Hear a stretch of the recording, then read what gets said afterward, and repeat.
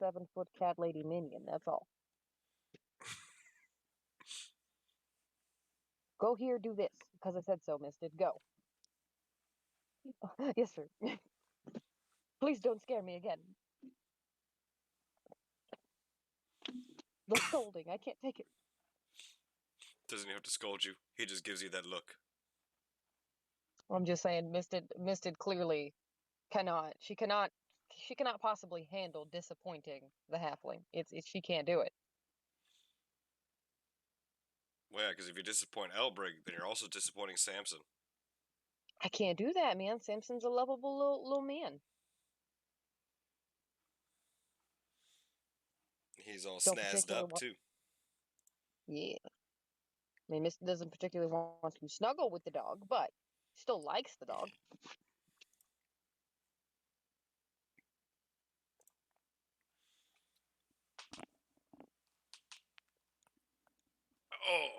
Oh, that actually feels really good. Oh, I just stretched and my spine just below my head just crack, crack, crack, crack, crack. Oh, oh, it feels so much better now. But into the thick of it, Into the thick of it. I'm fucking sick of it. we need a thicker bitch. Where are we gonna find a thicker bitch this time of day? I know a place. Where the freaks all go? No. Oh, that's too bad because I'm looking for a show.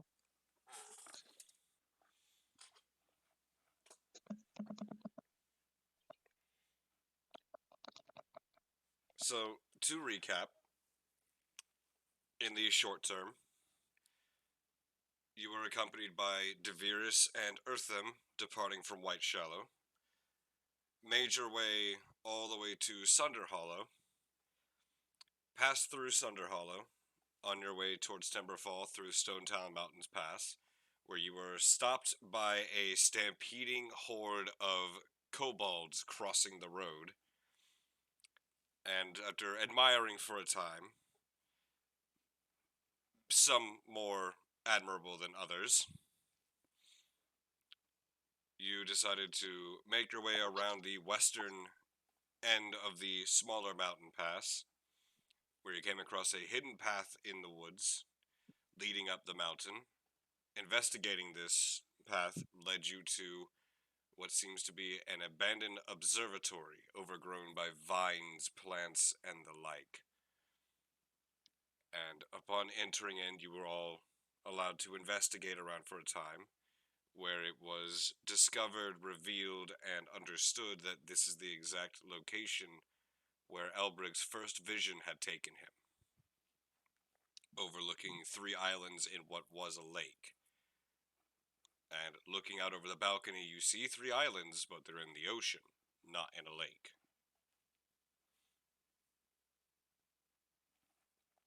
A bit of poking, prodding, and looking around, you realize that there was the emblem of Kairu on the floor of this observatory, and the roof seemed to be a domed structure with what could only be described as a star map drawn onto it. After some discussion amongst yourselves for a good decent time, you eventually departed from the observatory, making your way down the mountain into Timberfall, where you picked up the 3rd member of this group, Madris, the halfling. You stayed for the evening in his home, were given quite the breakfast feast, and once all things were said, done, and everything was ready, you departed and made your way to Obcasus. And where we left off, you were staring at the walls of Obcasus, It's fucking pretty, bitch. which, even from the ground, staring up at these walls, you can see that the whole of Obcasus was built into and around this very tall black mountain, which is referred to as the Obsidian Spire. And that Obcasus itself is divided into multiple levels, or as they call them, rings, which, from your current view, looks to be about 5 of them. And at the very top of these levels or rings is a large black fortress, which, for Misted and those who would be so inclined to ask your fellow traveling companions, this is called the Black Keep, and this is where the Triarchy, the ruling body of Venaru, holds court and where they reside. So, what would you like to do?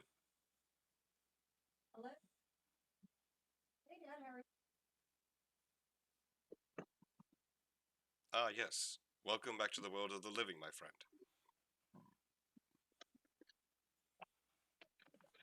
Nomad. He lives. I was worried Arise, I was going chicken, to arise! arise, chicken, chicken, arise. I was worried I was going to have to carry the big metal baby. No, no, he has wheels. He'll be fine.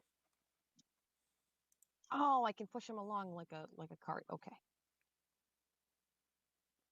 Possibly. possibly.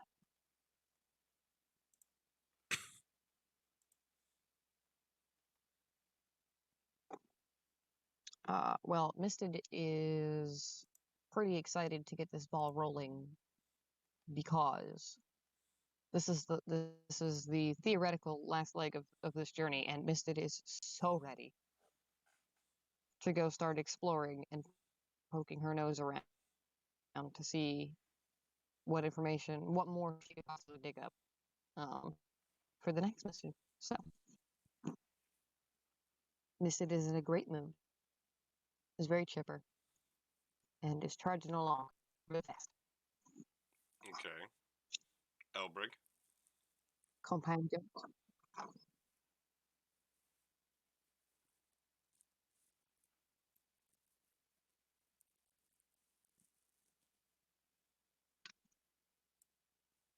Oh no, the Goodyear blimp man found my party, killed them all.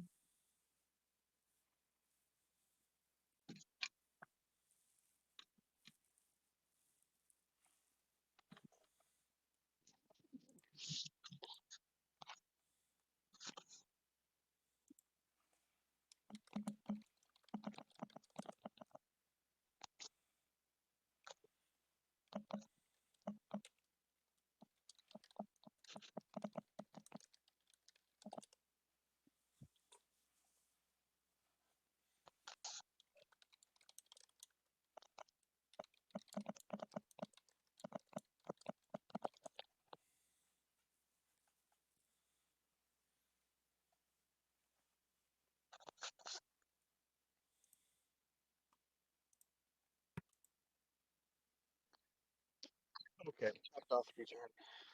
Welcome back. Welcome back.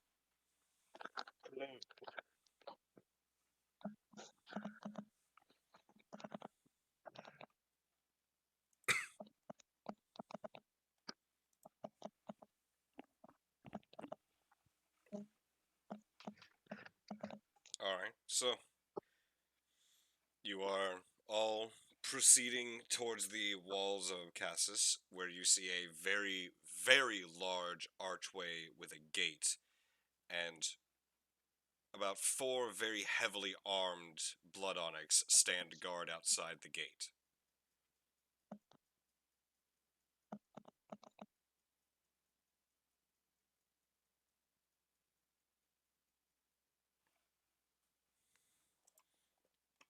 Not that one, not that one. Okay.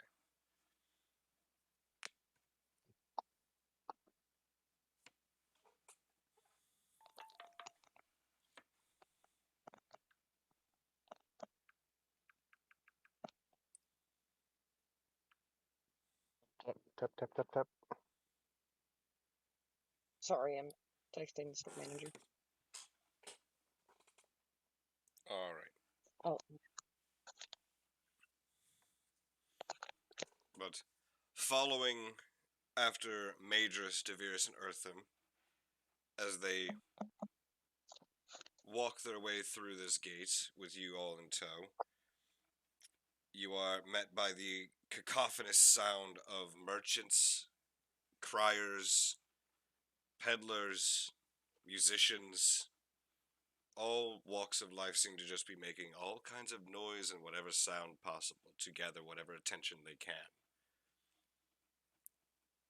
And the sound of these merchants calling out for their wares, what they have for sale, the laughter and idle chatter of children and citizen alike, as well as the sometimes occurring neighing of horses and mules permeates the air as smoke billows out from furnaces and forges, couriers running from place to place, and the streets are crowded and overrun with color and vibrant life. Welcome to the Merchant's Ring of Obcasus.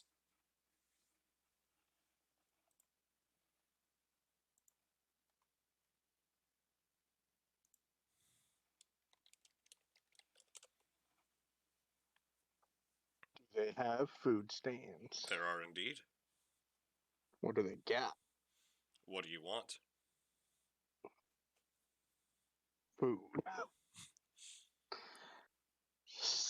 I don't know. I'd say, I guess, Madras in this instance. One that's more familiar with the town than I am. And ask if there's anything interesting that they serve in this area. Good. May just return and look at you with a little bit of confusion, but still understanding. And just, Mm-hmm. well, it's a melting pot of basically anything and everywhere. You have delicacies all the way from Zerdo, the Sprawl, the Shattered Peaks, various islands, things that are homegrown here in Vanaru. There's meats, vegetables, fruits. You name it, someone's probably got it. but what about the good paper? Not since this morning. Hi, Mom. Perfect timed reply that she never knew she did. They've not had my good paper since this morning. I shall have to return another day. You and your I love you, Mom. Bitch, you better relay that to your mom. If you don't, I may cry. Oh, We'll just go to a nearby cart and look at what they're selling and just grab something then. okay. And then come back and ask him and just say, judging by how we entered and it's heavily fortified, how likely is it that we would get to see um, the king and queen soon?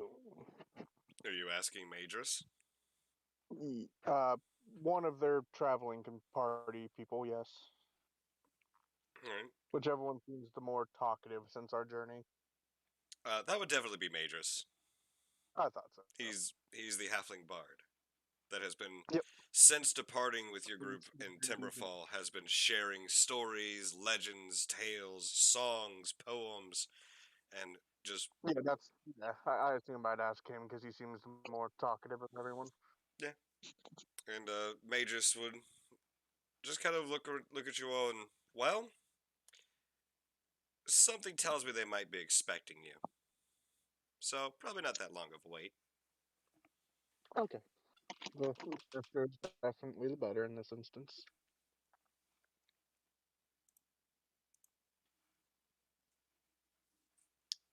And towards Misted's question, Devirus would be the one answering this, or would be answering About your the good question. paper. Yes, about the good paper. And as she's a little bit more softer spoken, she kind of make sure to get close enough to Miss that she can hear her, and just for particular things such as that, that would be the second level. That would be at the craft and trade. That's where you'll find most of the more artisanal wares.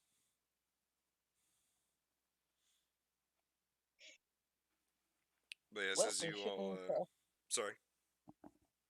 Oh, I was just gonna say we shouldn't hang out on the lower level too long. We can always see it on the way back out, right? I figure once we drop off the more important items to them, we could take some time and explore said town and levels and however this operates. Okay. As you all continue to move along and move through the merchant's ring down cobblestone paths, you see stalls passing by you, and it's just rows and rows of merchants, stalls, shops, buildings, and you see everything from food, various drink, spices, to potions, armor. But you cannot quite put your finger on it. But this seems very rushed material. Just seems to be very easy to sell. So you can't exactly vouch for the quality of these potions and armor and weapons, or the legitimacy of some of these things. But they are for sale. Everything is for sale. And as you pass through the largest section of Obcasus, you make your way to a slightly higher elevation, and you made your way into the craft and trade ring of Obcasus, which is the second largest of the lot, and is a terrace where you will find everything from the blacksmith to alchemists, engineers, builders, tinkerers. Every kind of trade seems to be here, and each one has its own shop, with some vacancies here and there. But all in all, this seems to be where all of the actual craftsmanship comes to play. So looking around, would Misted perhaps find a jeweler? There is indeed several jewelries. Misted is going to make mental note of his locations. Okay. Uh, for each of yours uh, perception as well, you also start noticing that this is also where there are guild halls. Not just of things such as an adventurer's guild or what have you, but this is also where you find artisanal guilds, craftsmanship guilds, trade guilds, and education, perhaps. But they seem to be here in abundance, and many of them still seem to have signs, flyers, posters, what have you, of how they are still seeking new members.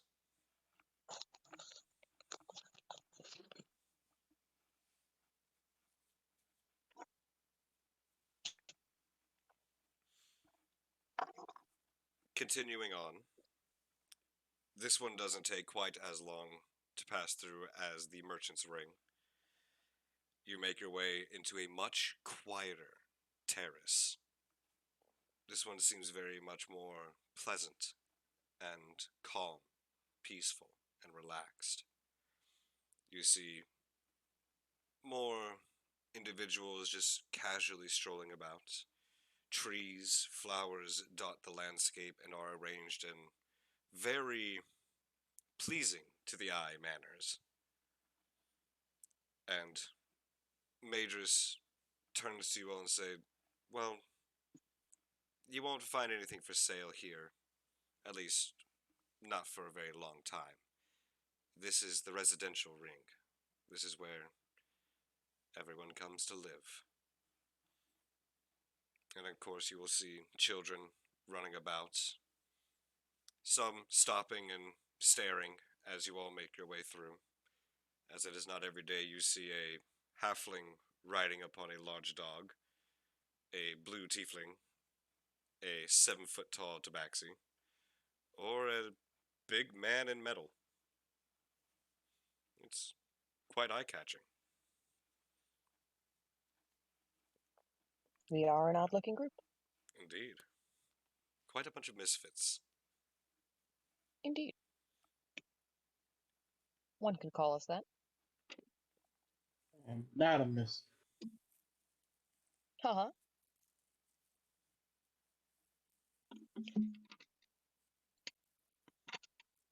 No, Elbrick certainly is not a misfit. No, no, no. Certainly Also, what we talked about, Patrick, is that's already all happened, or Yes. no? You have everything that you and I had talked about. Except for the last delivery has not come to you yet.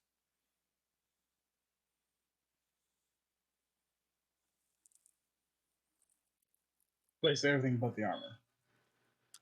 Yes, the one that Thrasel said he will be bringing to you in person.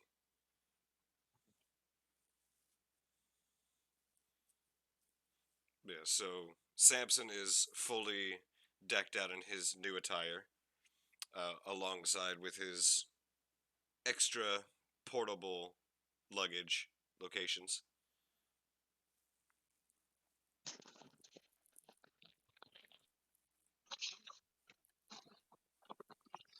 extra portable indeed. Are you still outside? Yeah, I kind of got distracted. But as you all pass through the residential ring and continue to ascend up this mountain, you come to a more plainly colored terrace of Obcasus. This looks very uniform, very intentionally designed.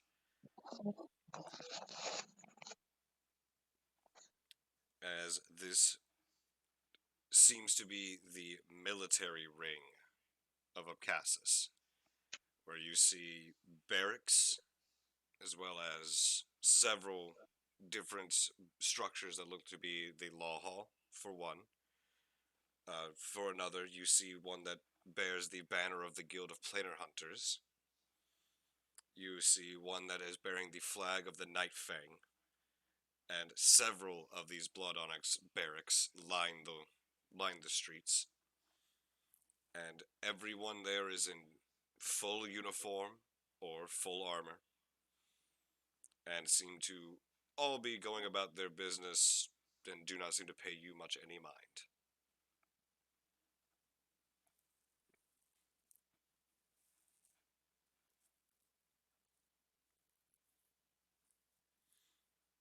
And just real quick, the things we know about Obcasus are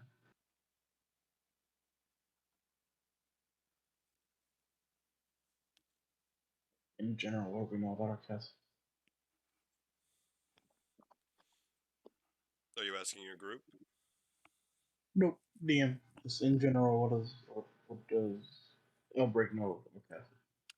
Elbrig would know that Obcasus is in fact the capital of Venaru. It is the largest city and is where the ruling body of Venaru sits. And that it is a veritable paradise for things such as structure and order, as it is by far where all the lawkeepers would assemble to discuss matters of the entire country. It is in fact where the Triarchy resides, as well as the rumors that Elbrick has heard through his travels, is that this is in fact the location where the greatest collection of ancient knowledge resides. which is kept under secure lock and key by the keeper himself, and is referred to as the Annex. But gaining access to it is very much no small feat. So whereas Elbrick would know that whereas the the Sapphire Citadel would be the place to go to learn, understand, experiment, and grow with magic in all its aspects and concepts, and that the Archive of Aster is where you would go to become more learned and understand the free knowledge given to the world. The Annex is what you would always aspire to gain access to basically pursue the depths of knowledge that you possibly can ever delve to.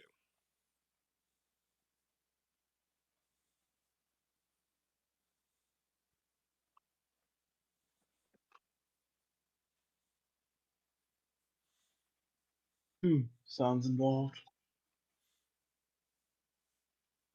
Uh, You as sound far involved. as cultural understanding that Elbrick might have, uh, from from the sprawl, rumors are just that Vanaru is just another country just like Jerdao, and that Obcasus is no different from things such as Wersine or Nora, where it is simply there to exist as the iron fist that rules.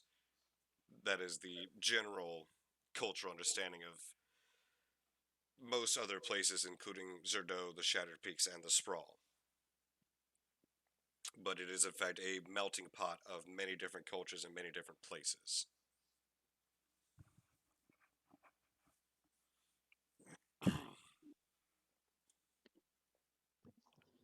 All right.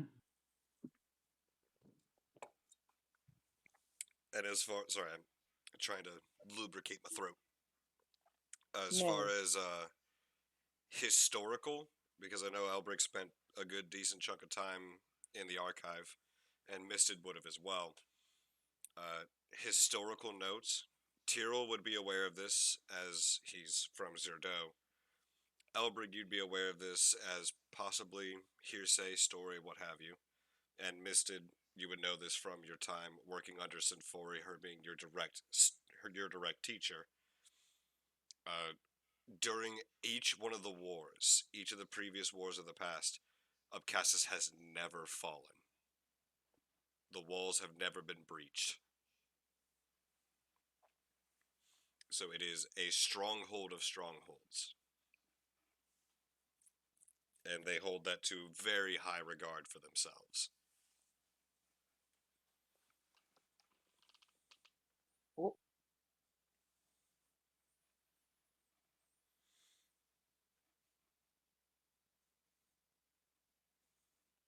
Uh, we lost the guy. Sorry? So did we lose somebody? it sounded like it. Yeah. Andrew died. Rip.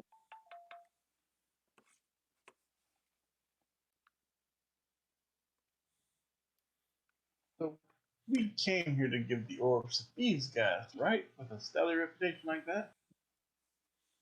Yeah. Yeah, I apologize, it seems I may have forgotten. I don't know if this actually plays into it, but during the recap I forgot to mention it. At the start of the previous session, Devirus and Eartham had revealed that they were going to visit Horus and Sinfori and had traveled to Delvi Ixtum first, but were informed that they were not there, and were instead busy with affairs in Obcasus, and that they would be for a while. So that they informed you all that that is where the king and the queen are currently at, and will be held in Obcasus for a while. This is our king and queen from Delves. Yes.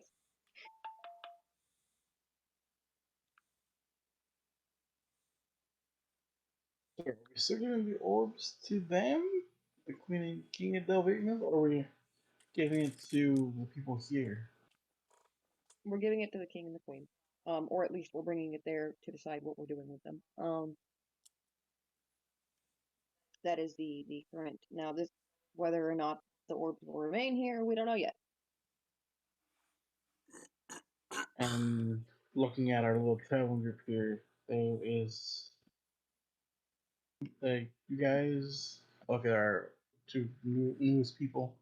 You guys be able to get a meeting with them or something like that? Are you asking the three of them? Yep. Majors turns around, and Majors seems to be the talker of the group. But as you're all passing through the second ring, which is the military ring of Obcasus, he just looks and, well, if you were sent on a task, I would hope that they'd be able to see you. And to request an audience is quite simple. You just walk in and request one. And if your reasoning is sound and seems of priority, then they'll get you in. Otherwise, you'd have to wait. Which typically Sinfori be the one handling most mundane and everyday complaints. But it seems you were all sent out by Oris, so it'd probably be more pressing to talk to her.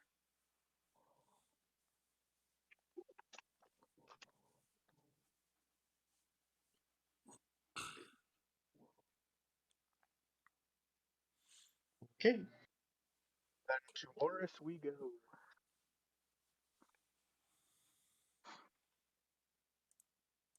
All right. Departing through the second ring, or the military ring of Cassis, you come up to a very extravagantly designed, almost like a park, or something recreational, perhaps. There's a lot of very wide open space, very beautiful trees. There are many water fixtures and features, and it gives a rather stunning view looking down and over all of Venaru. And Devirus happily shares that this is called the Cultural Ring,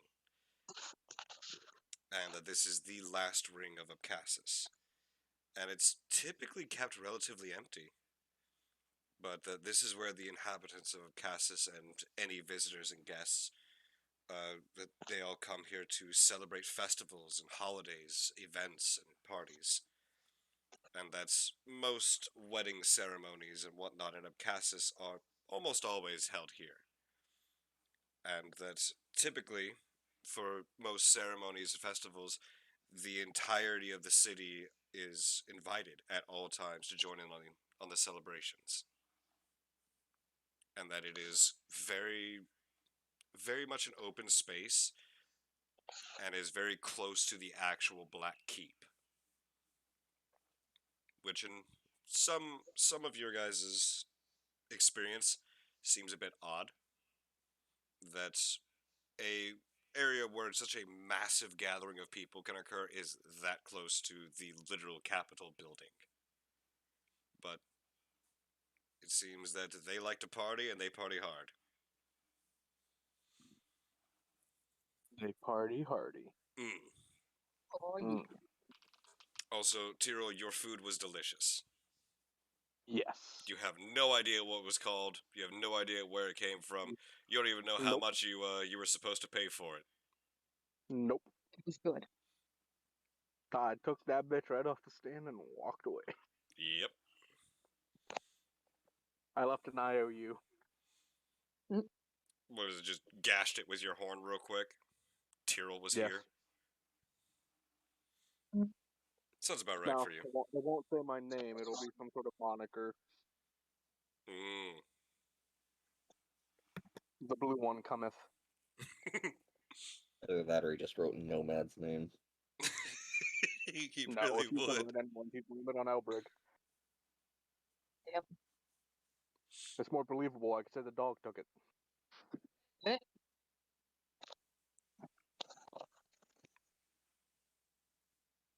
He's right, you know. But as you pass through the cultural ring and the final plateau of Obcasus before ascending steps towards what is clearly the probably one of the most intimidating buildings you've seen in your entire ventures, Travar included, is a massive black stone fortress with enormous chains running from each one of the four corners of this structure straight into the mountain earth itself. And these are not your everyday chains. These things are probably, each link is probably about 50 feet long and probably about 20 feet wide. These are truly enormous chains.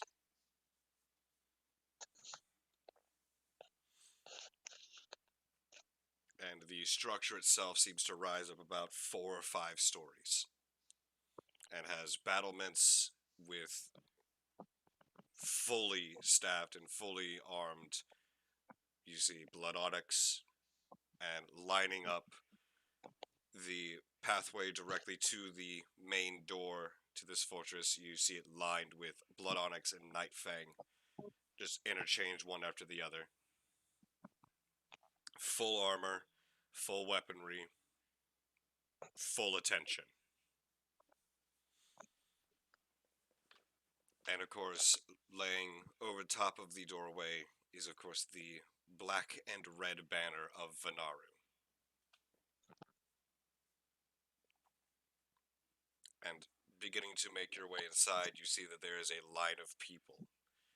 Not too terribly long, but it's a sufficient number of people have lined up and seemingly have questions, complaints, worries, or qualms that they wish to have addressed. Some are dressed in more elegant clothing, but the majority of them seem to be of merchant or of trade, as they are dressed in like a blacksmith's apron or a tinkerer's smock or just your everyday casual wear. And they have gathered in what looks to be a great hall opening from the doorway.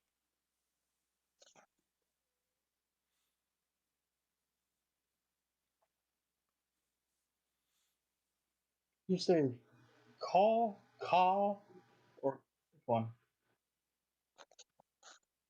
A great hall? Yeah. But you said there was a call from the doorway or a call from the doorway? No, that they may have qualms. Oh, qualms. Okay. Yeah, sorry about that. No, They no, that's have my fault. they probably do.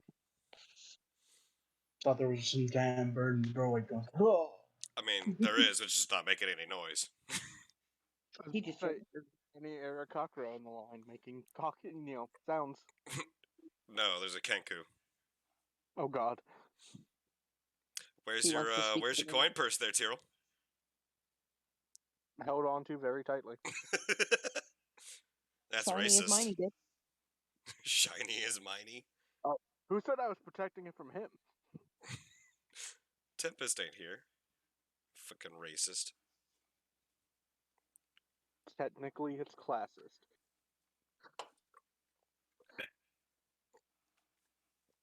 Are you blaming the bards now? Yes, I always blame the bards.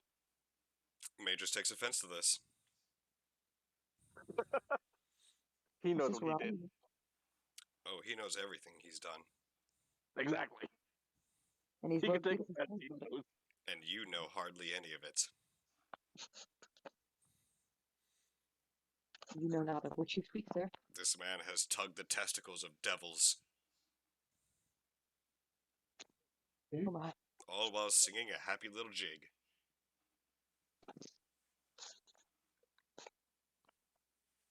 May or may not have been consensual. Mm.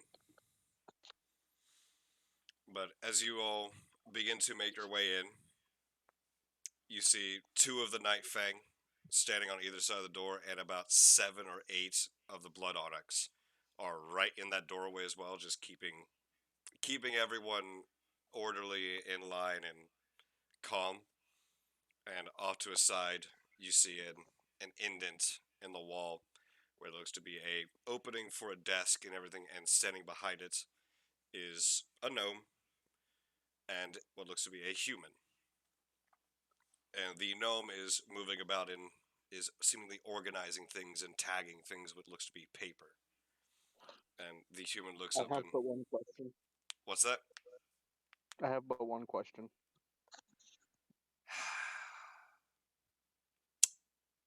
What's your question? Is the gnome scurrying? Yes. Right. Scuttling, even. Oh Correct. no. It is dastardly important.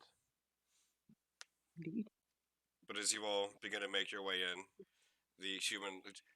Excuse me, please surrender any and all weaponry you may have.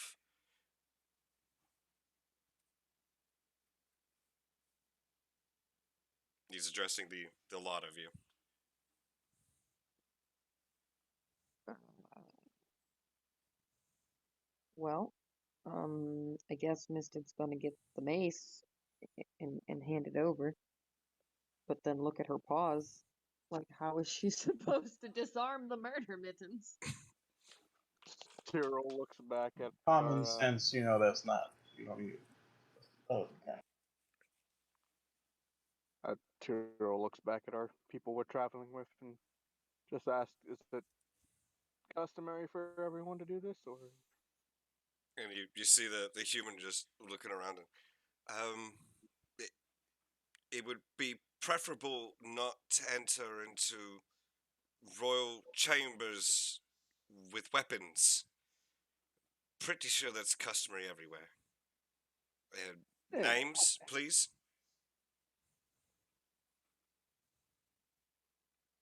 Um, Misted would pipe up and name the party and explain that um they're waiting on. I'm sure they're waiting on word for us from us. Um, yeah. And he just looks at you and I understood very little of that.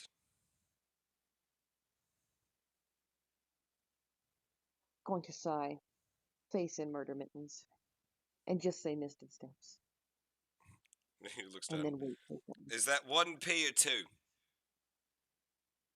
I have two please. And you see him While quickly this is start all scribbling. happening, you just see Tyrrell in a corner unloading his armory. And you see, Hey, you can as you take the guys begin weapons in to unload all your stuff, you see Majors just walk over and just put hands on your shoulders. Pause on that. And you see him. Elbrig, you are aware of this function, as most things are not structurally built to accommodate for the much smaller folk. But this actually does seem to be, as there is a smaller platform that allows someone to step up onto it and be face level with the human man behind the desk.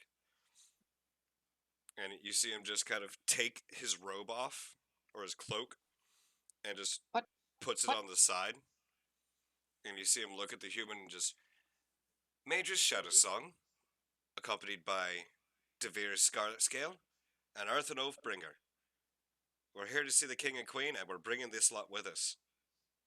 And you see the human just kind of look down, and Madras lifts up the side of his shirt and shows something on his belt. And the human just understood. We'll hey, and he just seems to like just kind of fumble around and gets the gnome's attention. Just hey, they're here for the thing, the king and the go. The thing. And you just literally hear the sound of Oh my god. as the The gnome gnome is comes around the side of the desk and just kind of like bobs and weaves through the crowd, and you see him go up to the front of the line and starts addressing one of the Night Fang that's standing there. And the Night Fang just kind of nods, snaps his fingers to the other one. The other one leaves, and the Night Fang approaches the group of you. You're here for an audience, then. All right. Stay with me. Don't get sidetracked. Don't touch nothing. And he specifically looks over at Tyrrell, who is regathering all his stuff. Kiro isn't even taking the time to put it back on. He just scoops it all up in his arms and just gives him a nod, like, "Yep, we're doing this." He already made me do this. I'm not putting it back on right now. But the Night Fang then proceeds to lead you all down the corridor. And as you pass down this corridor, you see that the walls are lined with portraits, paintings of possibly the former kings and queens, possibly the former keepers, historical figures, very important people, important places, landscapes, historical paintings of what Venaru probably once looked like, but you can't really tell. It's been worn and weared away. And he just passes you down a corridor away from the crowd, and you enter in through a side door that seems kind of hidden, but not very. If you pass by it, you'd see it, but if you were just walking, you would never have known it was really there. And opens the door, and it leads to a staircase, and begins to ascend the stairs. Oh, excuse me. And as you all ascend these multiple flights of stairs, you are then met with one last door. As he opens it, it is a very large room.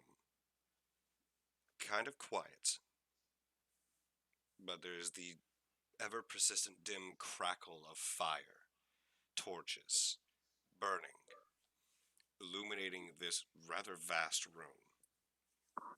Every step you make echoes, softly, but distinctly. And column after column lines these walls, with a platform raised above.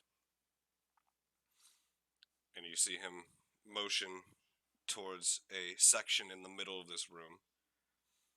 And it's a very decently sized section there for you, and it is actually inlaid into the ground.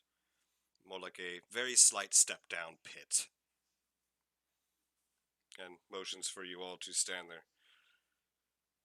We'll let them know you're here. They will see you as soon as they can. And he turns to the three members that have accompanied you and gives a very short bow, and then proceeds to leave and closes the door behind him.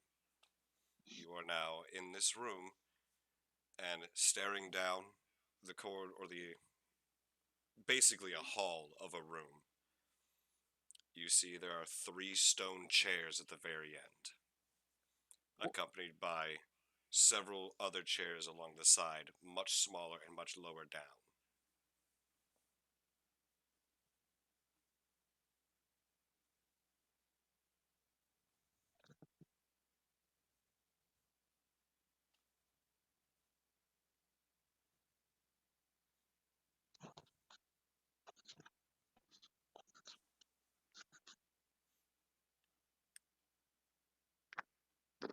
So, how would you like to pass the time?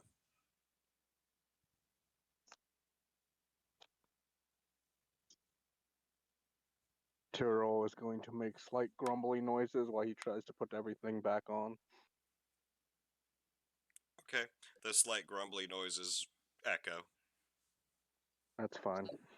You know that scene in the Two Towers where they're equipping up to fight in the Battle of Helm's Deep, and it's Mhm. just like a full minute of them all putting on gear and weapons and stuff.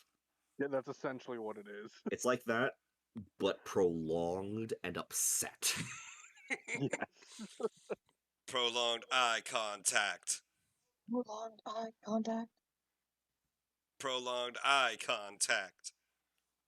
Prolonged eye contact. Is this a reference I'm not getting? Probably, I yeah. think it is. I'm not sure. I don't get it either. You're not alone. But yes, as you are all standing there waiting, you see Madras has removed his cloak and had left it at the desk. And Devirus and Eartham now follow suit and remove their cloaks as well. And seem to just gently tuck them over their arms and hold them. Where Madras is idly just seemingly just spinning in place.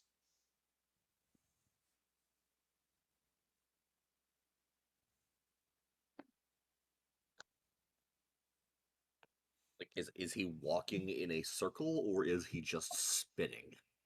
A little bit of both. Okay. But he is making sure that his sheathed sword does not smack anyone as he spins and walks. As the majority of you would probably be, not enjoying the experience of a weapon smacking into your shin. Yeah, probably wouldn't feel good. Probably wouldn't feel great. But as Eartham and Devir's both have removed their cloaks, something very, very presently visible now, as you had seen it before, but not actually in light like you have now. But you can clearly and distinctly see a rotational scarring on Devirus's wrists as well as around her neck. And the blackened skin of the drow is marked with a legitimate outline of crimson red scales.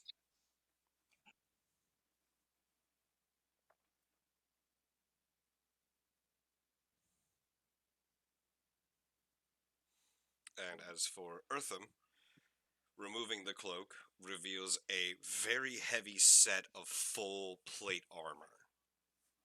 And strapped to his back is this very large glaive that he seems to never part with. And these two just seemingly just are very quietly, very patiently just waiting. As Devirus just kind of watches Madras pace and spin and circle.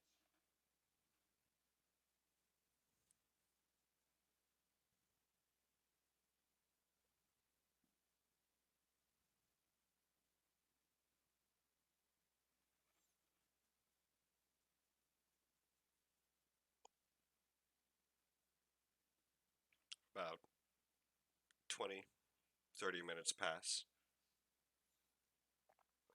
and Madras has become quite bored. Uh-oh. As he is now no longer just pacing, he is actually wobbling side to side as he is making these circular motions, He's become a penguin. basically. Oh no. Well, at this point, Misted shall take pity on the four-board man.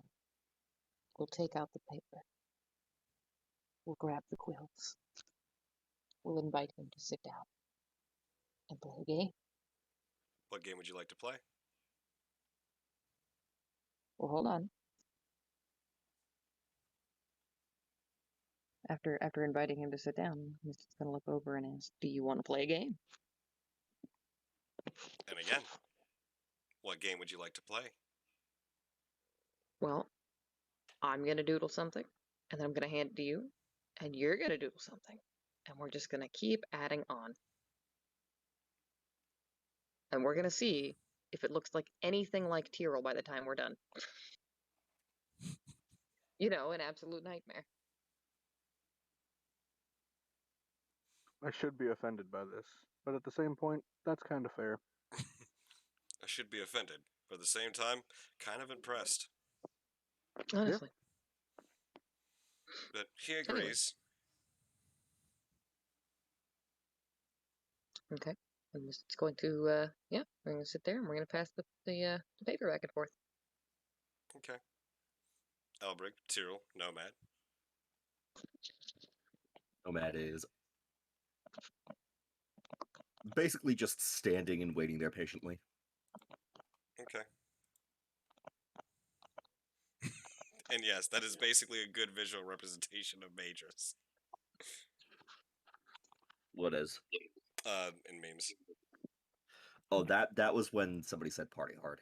Yeah. Yeah. But that's basically what he does, just without the lights, music, or anything else. It's all in his head.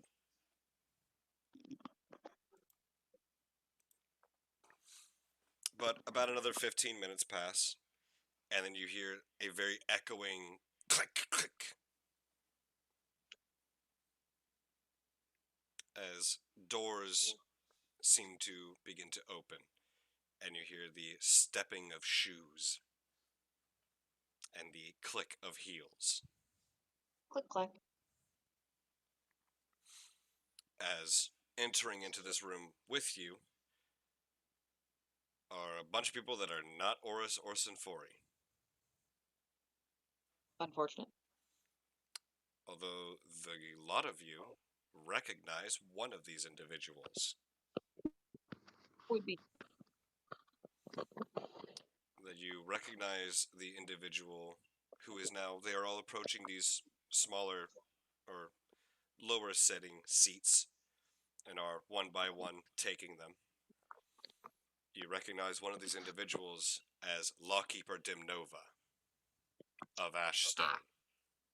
All right. So, upon realizing that we recognize, upon recognizing the man, Misted's going to very quietly, very casually, right? Gonna look over at the party, right? Get their attention. Make sure they all see him. And then she's going to mime gagging up a hairball.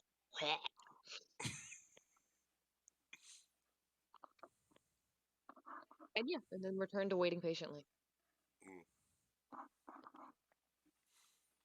As they all get seated, you hear them softly speaking amongst each other, chattering, and just muttering and not seeming to fully grasp what they have been summoned for, what's going on. But about a minute or so after they get settled in and sat down and begin discussing, you hear a very large door at the back open, and then 3 sets of footsteps. As approaching into view, you see a very old human. This man looks ragged beyond years and is walking very slowly, very deliberately, and is just making his way downtown as quickly as he can, but is wearing very ornate and very regal robes, bearing black and red with gold and silver trim. And he makes his way to the seat to your far right. And then, followed behind him, you see Sinfori in a very elegant and very beautiful gown, stepping behind him and then taking the seat to the far left. And then behind the two of them, in an unusually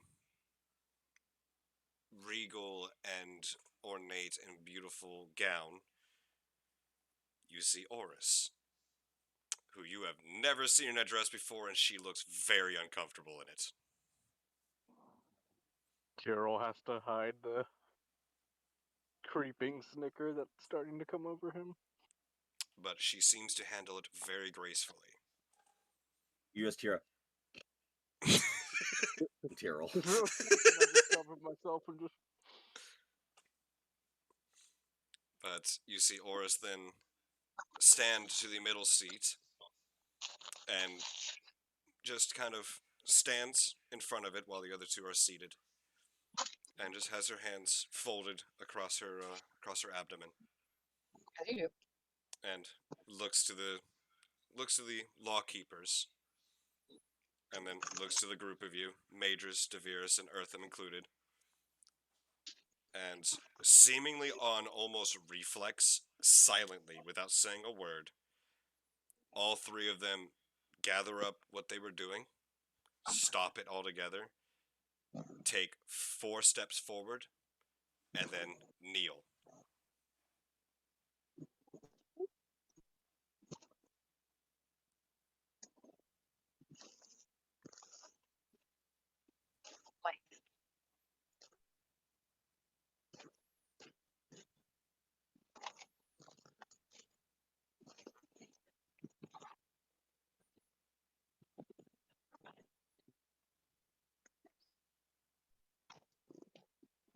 So, what do you guys do?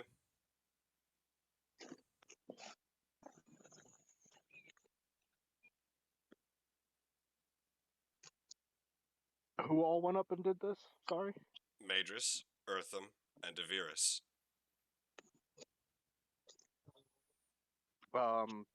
If it seems like them three are doing it, I'd say Tyrol walks up to almost beside them, kind of a little behind them yet, and follows suit, Okay. assuming this is probably a court thing. Alright. Misted. Um. Well, I mean, Miss is not gonna walk all the way up there, but yeah, Miss would definitely give a bow. I mean, she's quite large. If she goes all the way to the ground, it's gonna take a second. Okay. Nomad. Can't be that. Elbrick.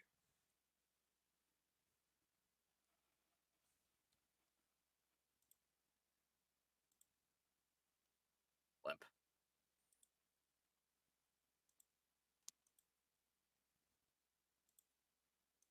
No. Nomad. I'm a little bit confused. Exactly what are we doing? You just watched everyone arrive, including the king, the queen, and the keeper. Ah. And you just watched silently and almost seemingly on reflex Eartham, Madris, and Devirus all stop what they were doing, take 4 steps forward, and then immediately kneel.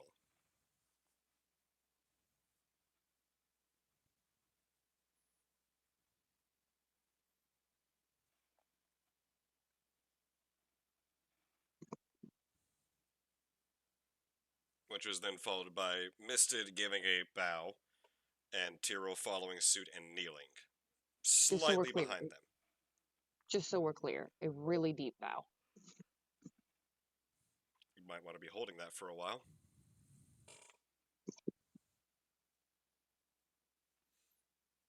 Mist is not sure how long we're going to be like this, so Mist is going to be holding it, waiting. But yes, Nomad, Albrecht, what would you like to do?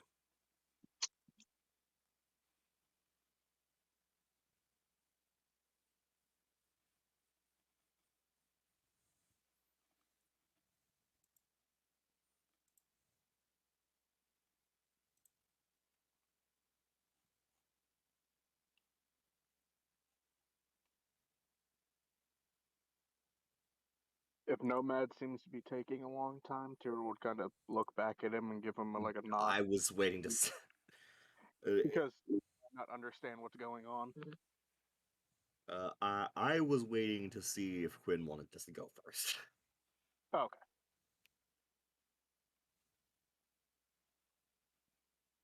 I mean, Nope. Go ahead. Go first.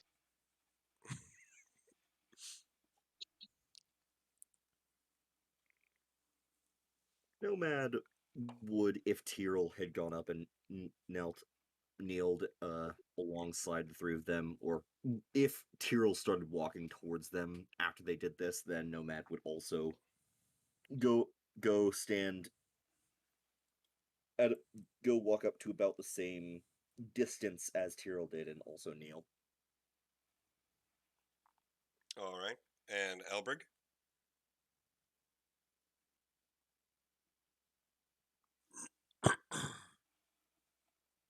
Oh, what about Alfred?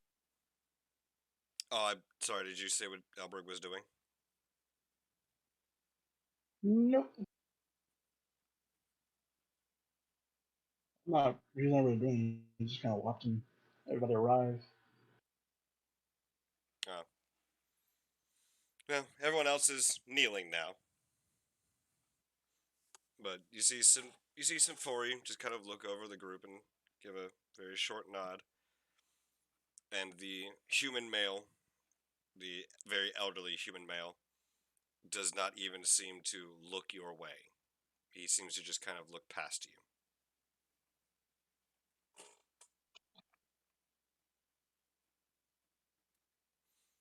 And the gathered lawkeepers all simply go quiet, and you see each of them give their full undivided attention to Oris, who then proceeds to step forward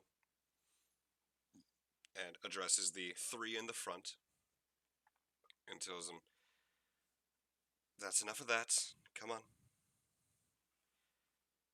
We'll speak of you later. Please." And motions to the side. And you see the three of them bow, stand up, and proceed exactly to where she pointed. And then seem to be at rest, just standing, waiting. Which she then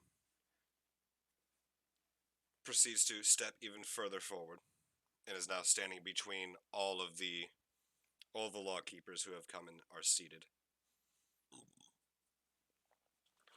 And it is at this moment that lawkeeper Dimnova looks over and seems to recognize all of you. And a slight twinge of panic comes over his face.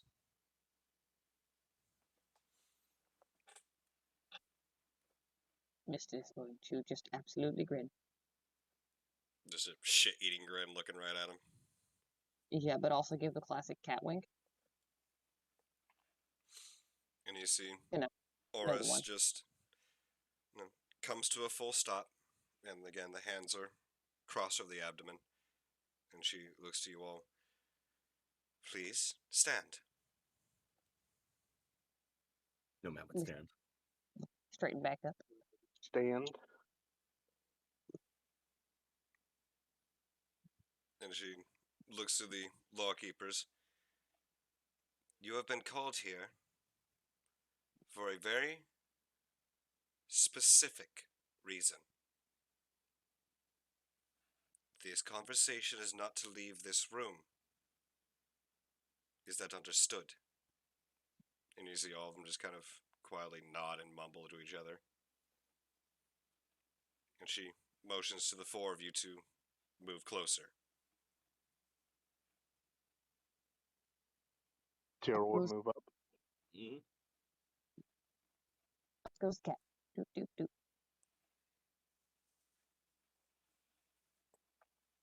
All right.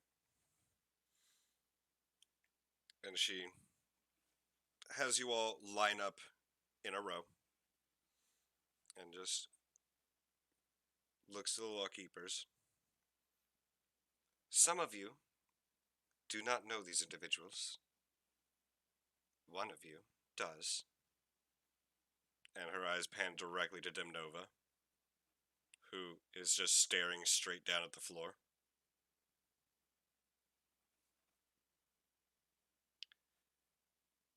"These individuals were sent on a task. Although, it seems one is now missing."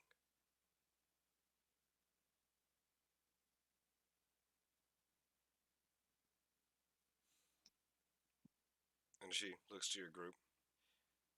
"I believe his name is Pinegrove, correct?" Nomad would not say. He returned to Juni's forest with Trinla to find his way. And she nods. "Well, I hope all goes well for him then." And then she begins to kind of pace up and down, addressing all the lawkeepers. These four have done great deeds in a very short time, and these are deeds that cannot be spoken openly, but can be appreciated by all. And as she says this, you see her then turn towards Sinfori and the other individual, and just kind of looking at them. Turns back around to the four of you. From what I've understood, these four are responsible for the reclamation and now safety of Ashstone and its populace. Is that correct, Lawkeeper? And you see him just slowly look at the four of you, look back to her, and nods.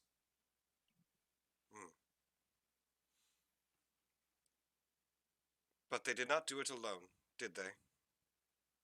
And you see him just shake his head. No, it's, they had a supervision by a member of the Blood Onyx. And she looks at the four of you. Though it does not seem he is present. And Dimnova shakes his head. I would very much like to know his name so he may be honored for his assistance in helping your home. Wouldn't you agree, Lawkeeper? And he just nods. So she looks to the group of you. Please, share with me the name of this soldier who assisted you. The man would say, I believe his name was Terowin. He assisted us greatly in our mission. The mention of the name Terowin, you see two of the Lawkeepers quietly, almost shocked expressions on their face, lean over to each other and begin whispering.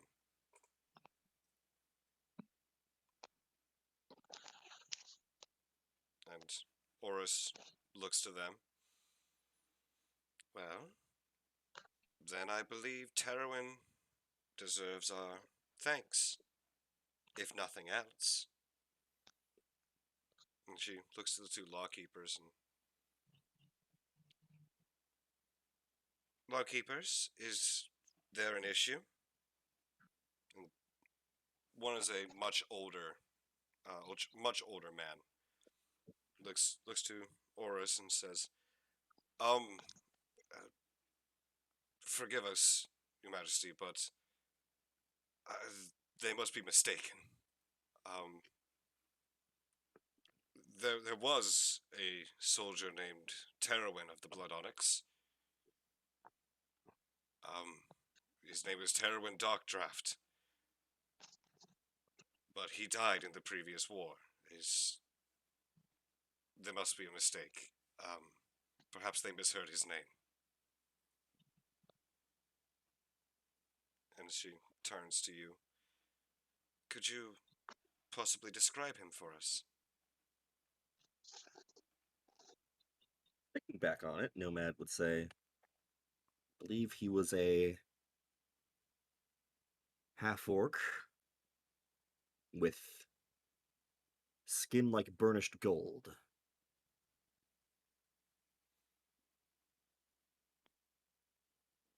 And the Lawkeepers both look to each other.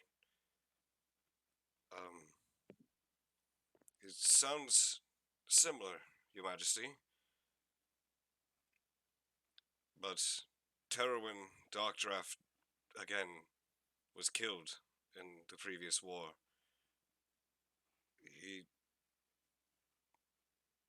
I don't believe... Well, we will do what we can to find him, Your Majesty. But I believe there still might have been a mistake. She nods. Well, we will do what we can to thank them properly. And aside from that, I understand that as the heroes of Ashstone, coming to rescue them in their time of greatest need, you were, in fact, rewarded, but were not credited. That shall be adjusted and changed. However, it cannot be overlooked, the task that you truly have gone on, in our sake and yours. It is truly worthy of acknowledgement, the absolute danger that the quest you just took entailed.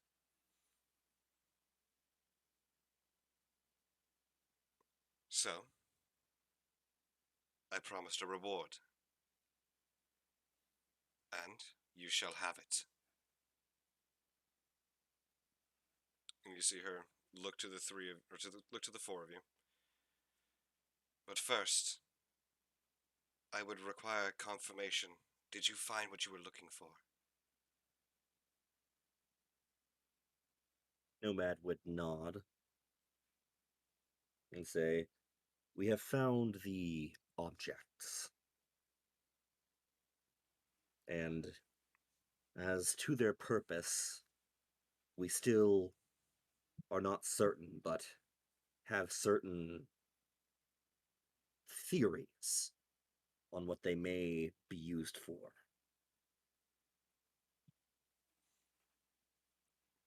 She nods. Very well.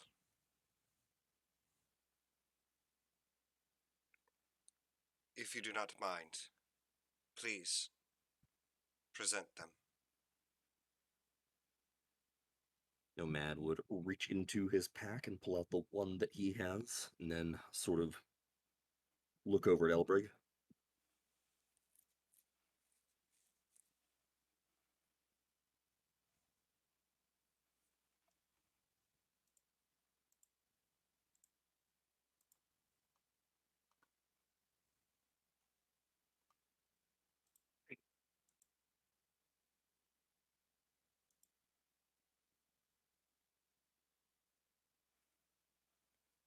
Gwen. Do you live? Limp.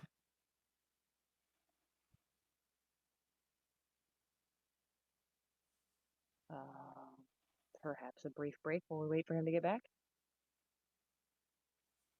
All right. Yeah, we'll take a quick 5-minute break. Oh, hey, when you come out here, be very quiet.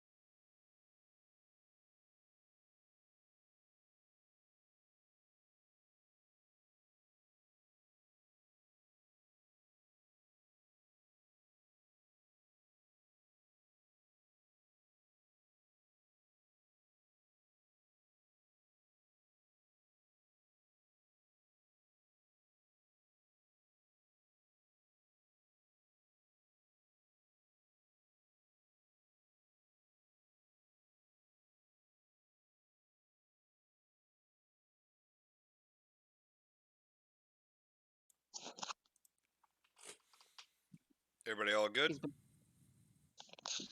Mhm. All right.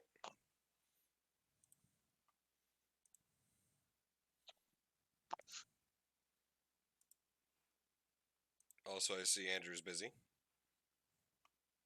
or has been busy. Nope, I'm good. I was just muted during the break. No, I was watching row after row of pinned a message, yeah. pinned a message, pinned a message, pinned a message. I thought they were there, but it turns out they weren't. So I was like, well, I got to go back and find that. I thought they were already there. Apparently, I never did. So, yeah, fixing that real quick. But yeah, returning back, Oris has asked you all to present the orbs.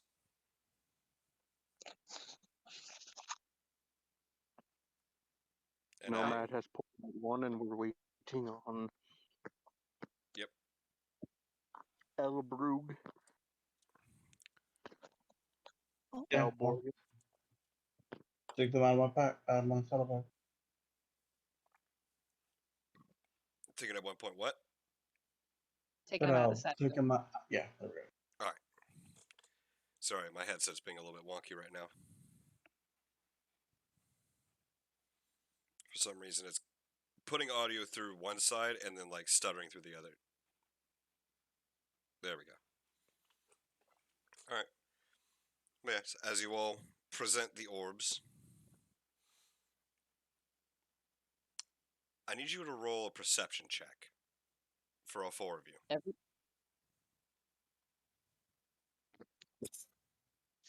Okay.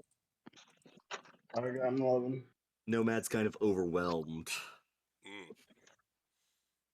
because his sense is being blasted by 3 orbs in unison right now.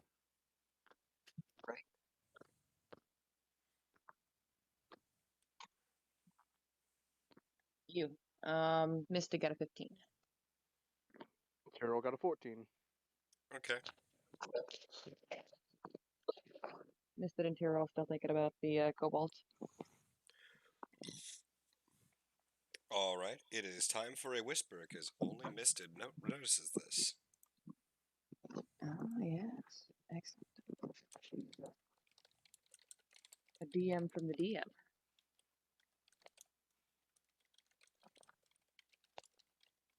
Message me, baby.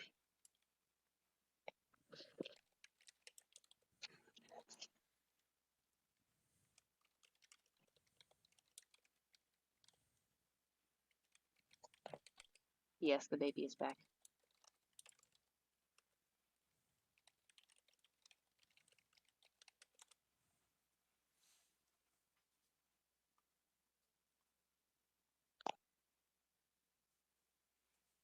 All right.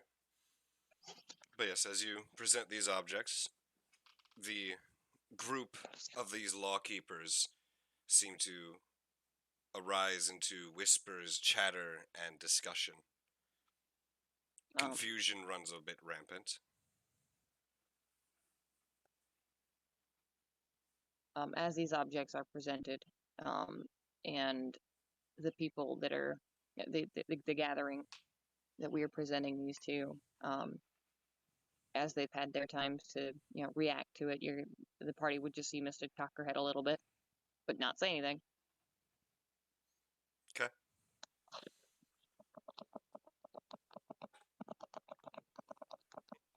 Yes. Oris then nods her head. And this is all thanks to the individual there, Nomad Elbrig, for being able to find these and seem to be able to gather some sort of information from them.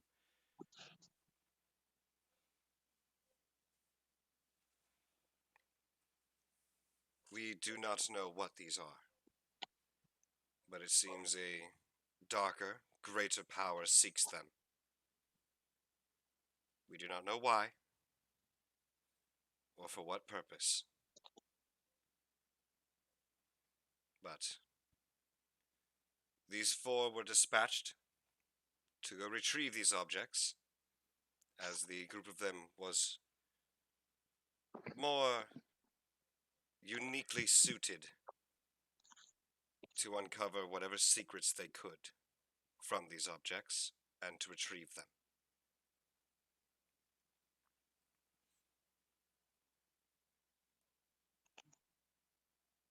And for this impossible task, I feel that they have earned this reward. And you see her turn to the other two. Would you agree? Sinfori? Proavis? And you see the other two look at her, and Sinfori nods with a smile. Yes, I would agree.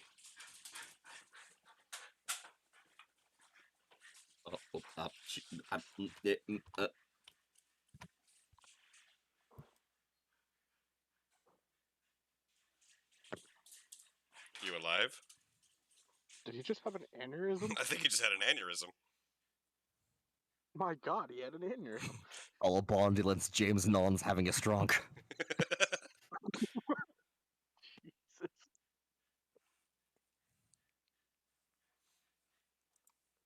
I'm good. Okay. Yeah, Sinfori nods, and Sinfori then stands. And the third member of the triarchy, named now Proavis, does not seem to respond. And a few moments pass, and he too slowly stands. Very well. Yes, I agree. They should indeed be rewarded.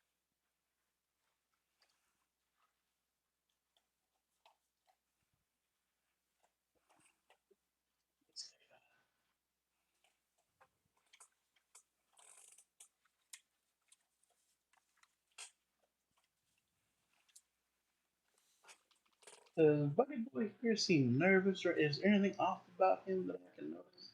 Because it did take him a bit to be like, yeah, I agree. Does he seem like dislike us at all, or anything like that? Any indication? Because you kind of, Albrecht would have probably started noticing this, I would assume.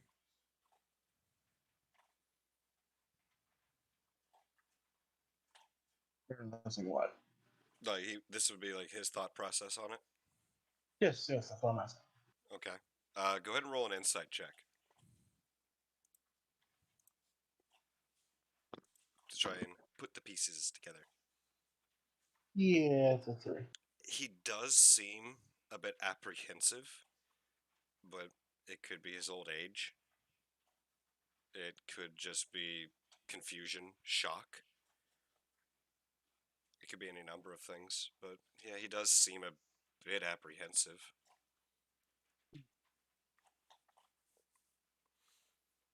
And you see Oris then nod and turn around. Very well. Please, if you do not mind, you may place them back into your holding once more.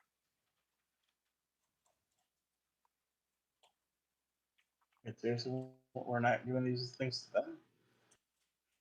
I mean, you're currently in the throne room surrounded by the lawkeepers. The soldiers seem to be on standby, and the other three, Madris, Eartham, and Devirus, seem to also be on standby. They are not making any moves unless prompted to.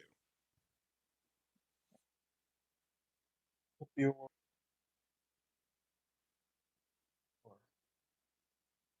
yeah, I'll put all 3 orcs back into the saddlebags. If you'd like. Well, this is more for like, because I know Nomad was carrying one.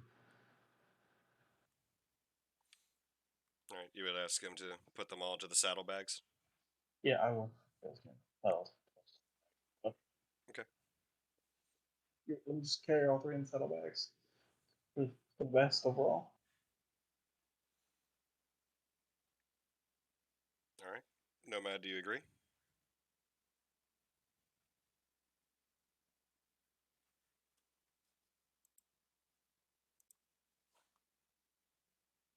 And now Nomad has died.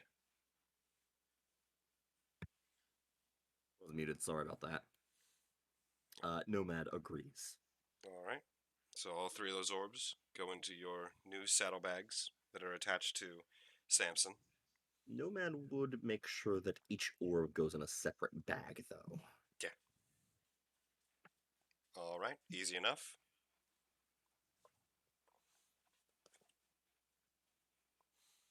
But as you all deposit these orbs,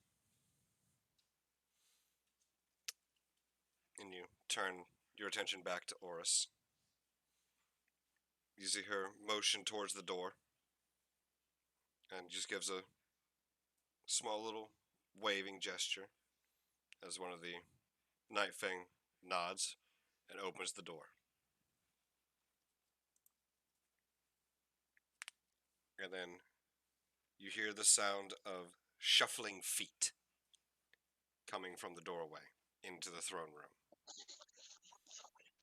As you see a halfling comes walking in, and carrying in his arms, he has several folded bundles of what look to be clothing in his arms. And she motions to each of you to step forward.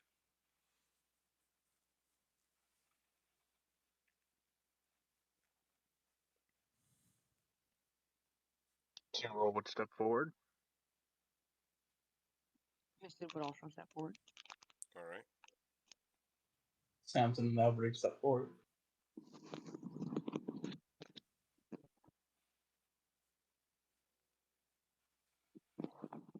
And Nomad remains vigilant. No, Nomad steps forward. All right. And you see her have the halfling come up beside her. And she looks to the lawkeepers and looks to you. You shall all be honored for your actions. You ventured into danger and death, and you returned triumphant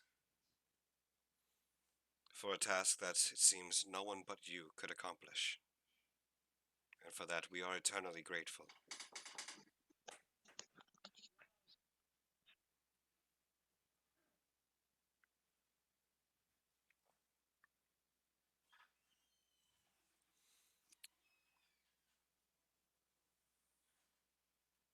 Sorry, someone was just banging on the door.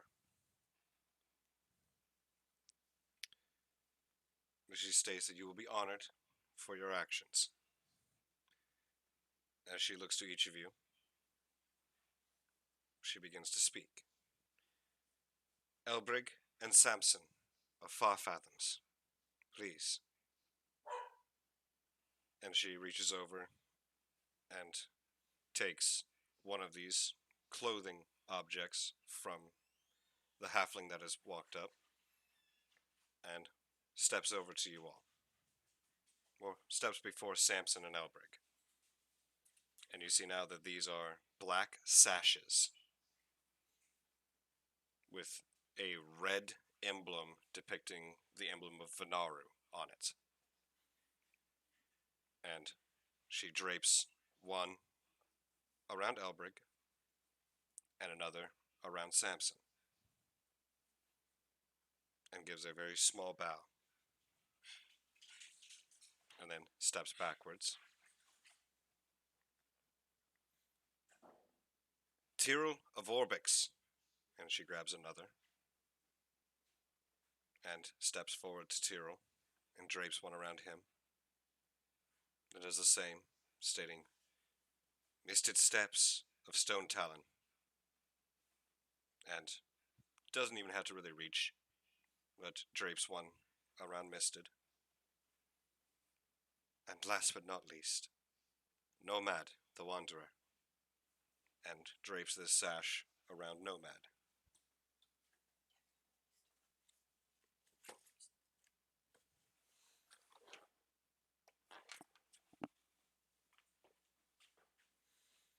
And as you all now have these sashes around you,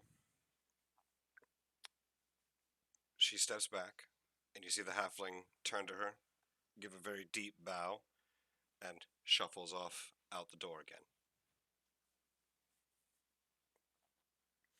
And as he goes to leave, you hear Oris thank him,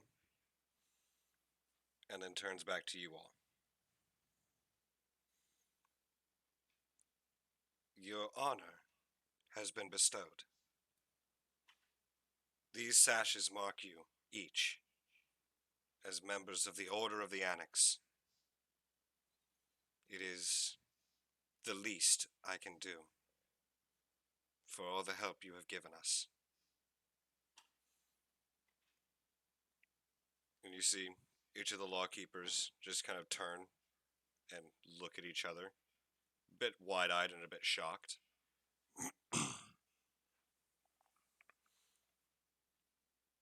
To anyone wearing this sash, you are now marked as a hero of the people, a hero of Venaru. No good deed goes unpunished.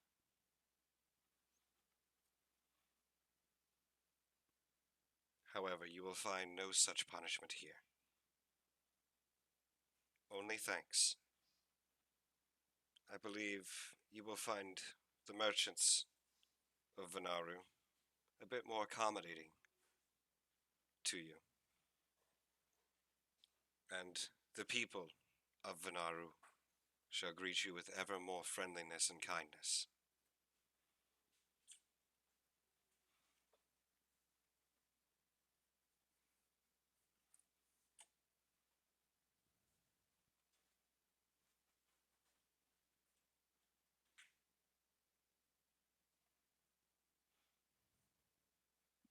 Thank you.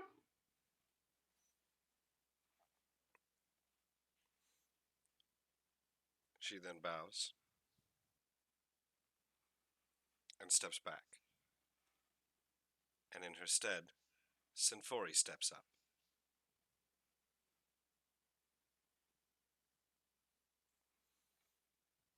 Dear friends, as members of the Order of the Annex, you are granted limited access to the Annex and the secrets it holds within.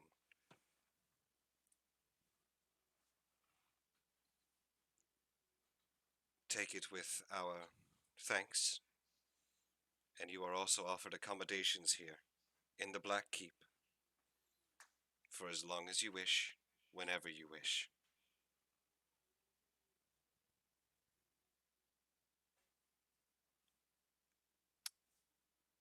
To this, the third member, Proavis, seems to get a little bit irritated.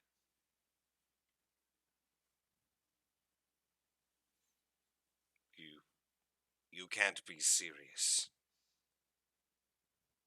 You're offering them entry into my annex for retrieving whatever these are. We don't even know their purpose. I don't see why we would need to bestow such things upon them.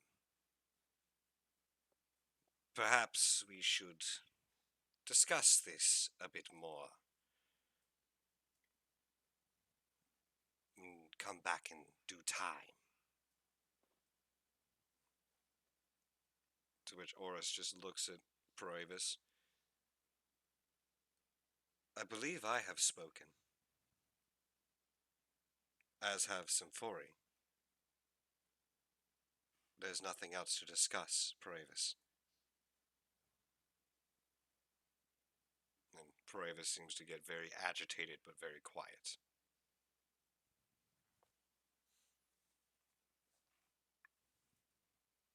Question. Yes. What is Proavis's appearance?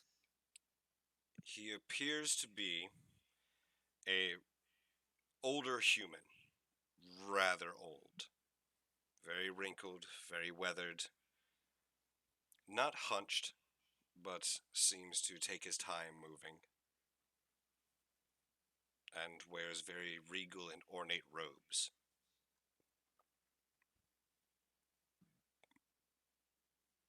And also Does he have has very, very dull brown eyes. hair?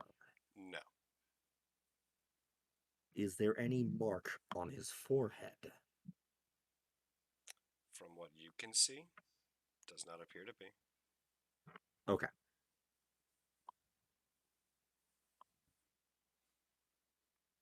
And the dull brown eyes comment is that's just the coloration, right? There's no like, he doesn't look exactly right.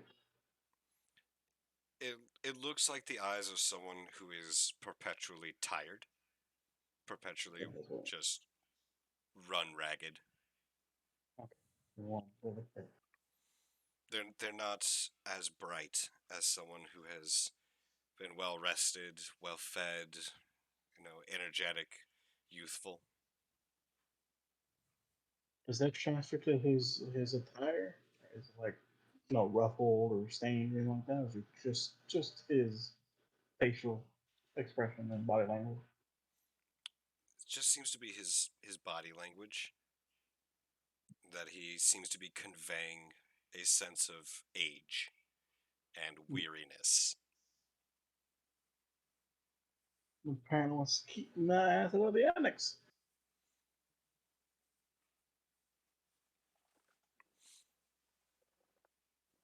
But yes, to clarify, as members of the Order of the Annex, you are not bound to Venaru. You are not subjugated to her, nor are you required anything. This is simply an honor bestowed upon you. That you are seen as heroes of Venaru, in whatever aspect that may take.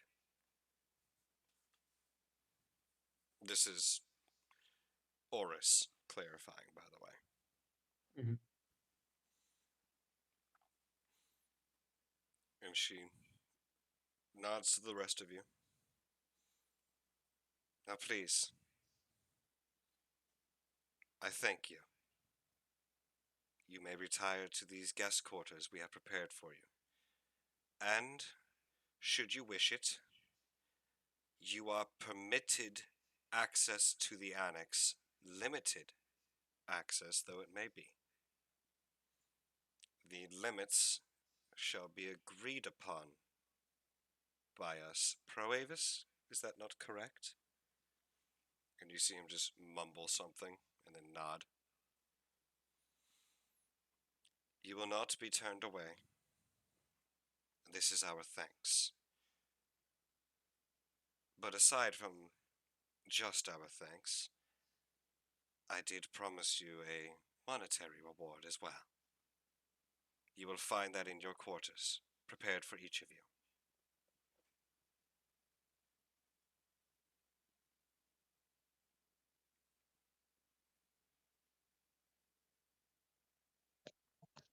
Misted is going to give the deepest of bow again.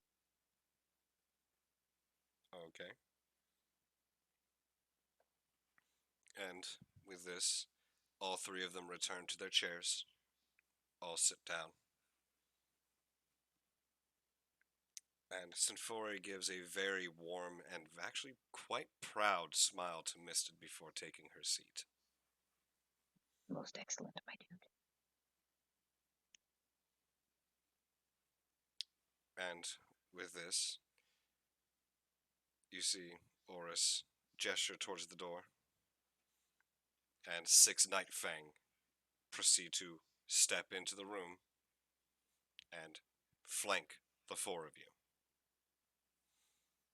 Please, enjoy your rest. You have earned it. Though I will ask that those objects be handed to my associates there. And she motions to Madris, Eartham, and Deviris. They will keep it safe. Fair enough. personally, or gonna put in like a vault or something? Sorry? That Albert speaks of like personally, or they're gonna put it like into a vault or something? To which Madras would step forward and, oh, we'll do both. We'll see to it personally and protect the vault ourselves.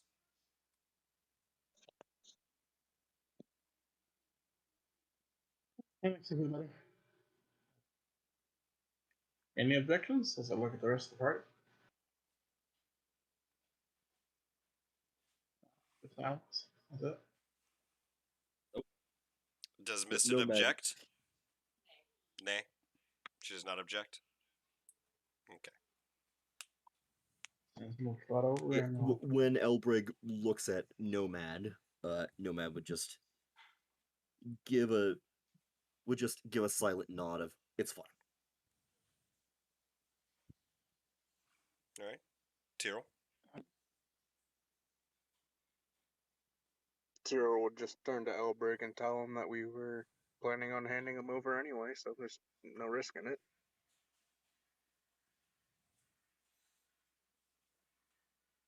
Samson and give the orders to the generals.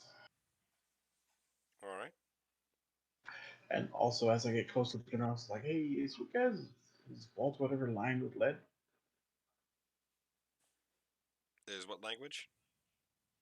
I said, when I get close to the generals, I, just talk between us. Is your guys' vault lined with lead at all? Doesn't seem to be. Uh, it'd be best if you could put the orbs probably separately in different lead lined boxes. It'll help keep them hidden from magical prying. Yeah.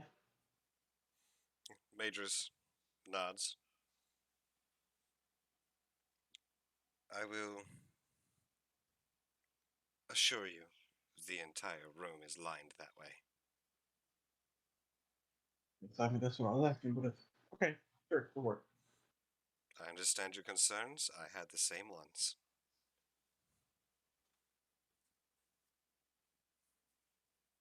So yeah, hand over the orbs. There's like a small amount of resistance each time I give an orb. It was like, it's not as easy to take. It's just me handing over, like grabbing the orb, tug. I'm still holding, and then I let go. Same thing with each orb. Okay. As you go to hand the last orb over, something odd happens. The orange and red glowing orb, as you go to pass it to Madras,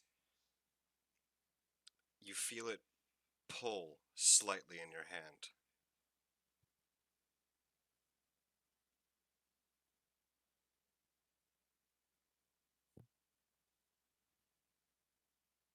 Wait, how so? Give me my pool. It seems to gently tug towards Oris. Not enough to really like shove your hand in a direction, but it's noticeable.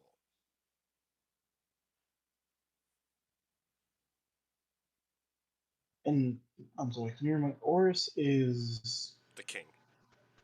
okay, and that's the one who was riding around the fiery games thing. Mm. Okay, no big surprise there that the fiery orange orb is gonna tug towards the fire aspect of the king. It's not a huge stretch. It's not bringing any warning bells, but yeah, I'll hand it over. Okay. Also, in that same moment, you find yourself losing time. Your sense of perception. And as the orb is taken from you, it lingers for a bit. And for just a moment, you could have sworn you saw something flash in front of your eyes, and then it was gone.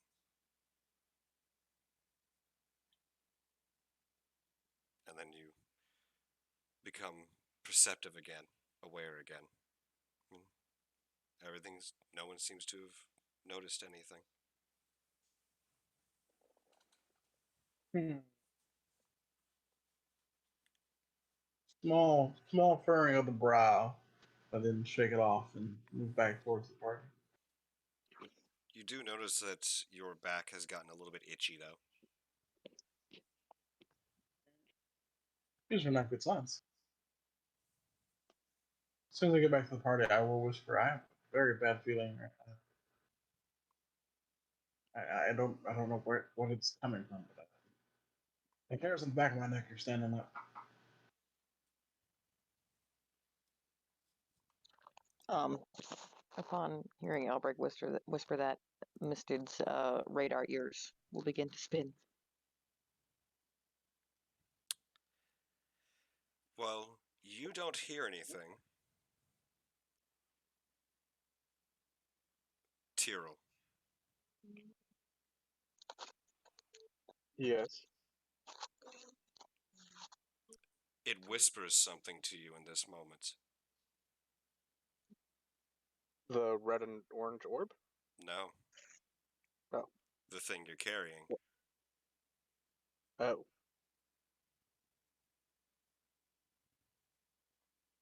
What does it? Do I understand what it whispers? Well, yeah. Now the question is, do you believe it or not?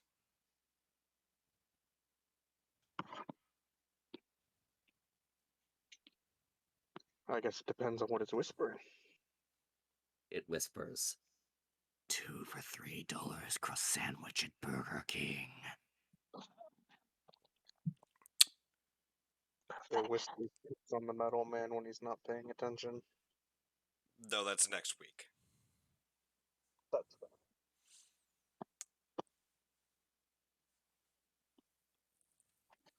Would you like to fine. know what it whispered? Yes. Would you like them to hear it or just you? Um, I'll leave that to your discretion, as I feel you will put the best spin on it. Whisper it.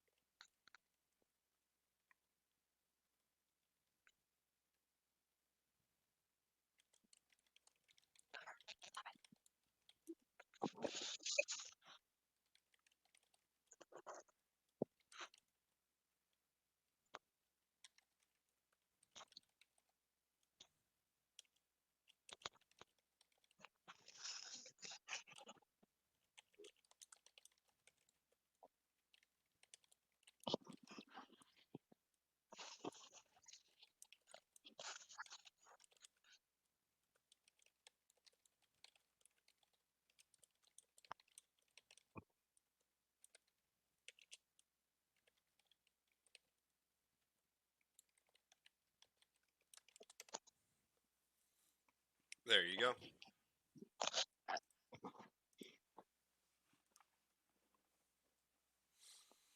But yes, All right. you are And I all will then. also do Okay. this too. As I understand, I gather you will know what this is for.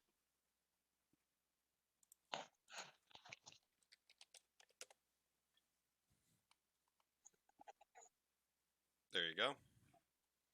Okay.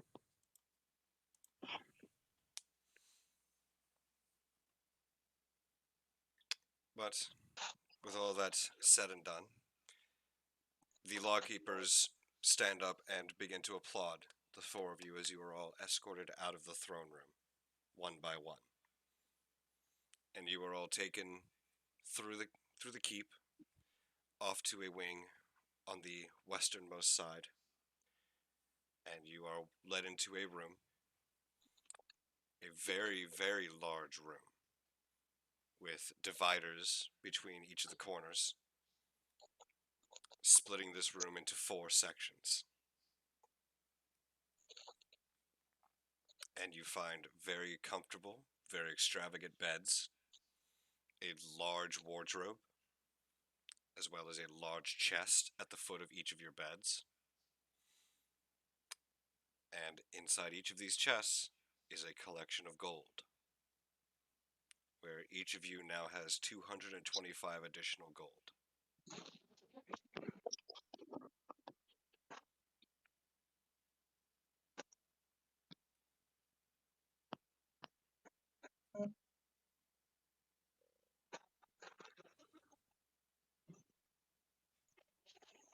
$225, you said?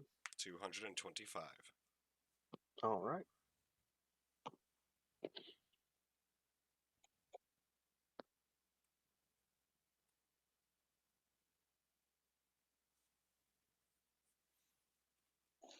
But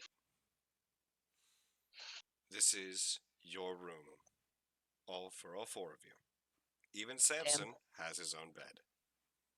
Damn, no, still can't avoid being or can't avoid bunking with Elbrick.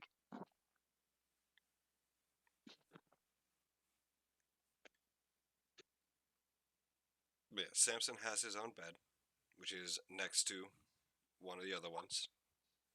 Cute.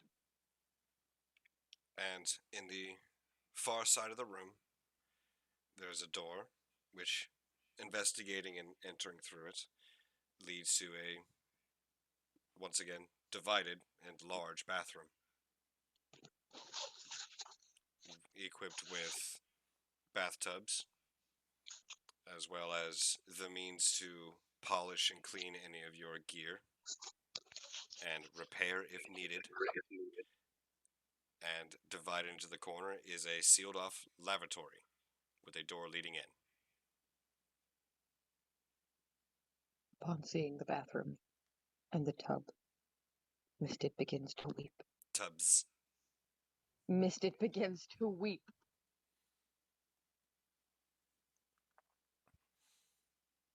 Tears of joy. And there is a rather large window with very thick curtains in the actual room itself that, when opened, presents a breathtaking view of the entire city.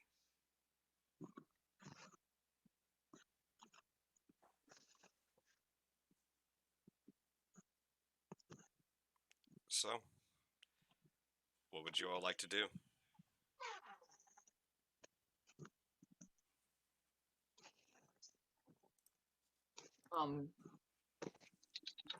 What time of day would you say that it are?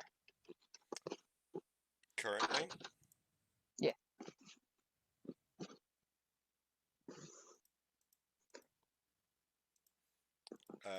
it is actually about 2 o'clock in the morning.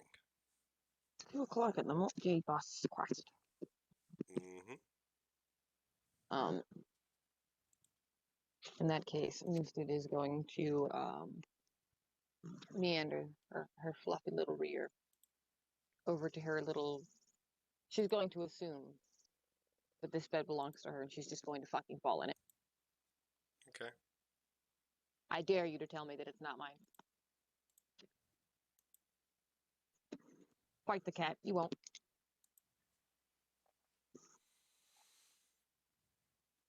All right. And as you all enter into the room and begin to claim beds and whatnot, you hear the sound of pounding rain begin to fall against the window.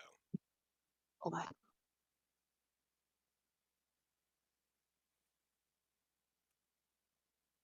All the better to snooze with.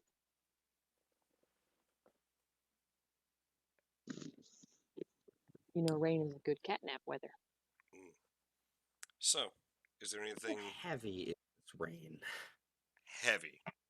Not quite storm, but heavy. What it hefty.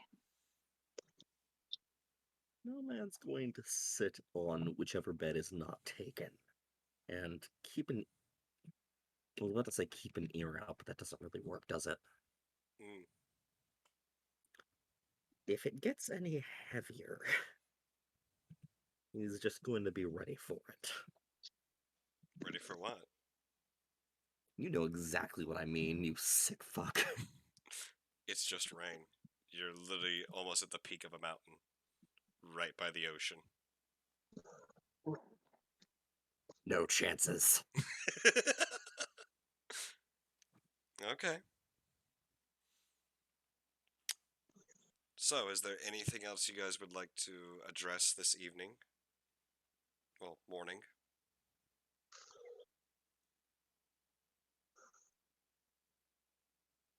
No, Misted's pretty content to take a nice little cat nap until actual morning. Okay. When the Tyrell, sun rises, we'll get out of bed.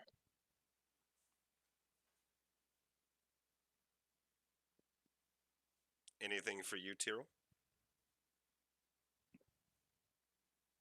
Cyril is going to plop down on a bed, put and just kind of hold the rapier up, and just kind of sit and think for a bit. Okay. Elbrig?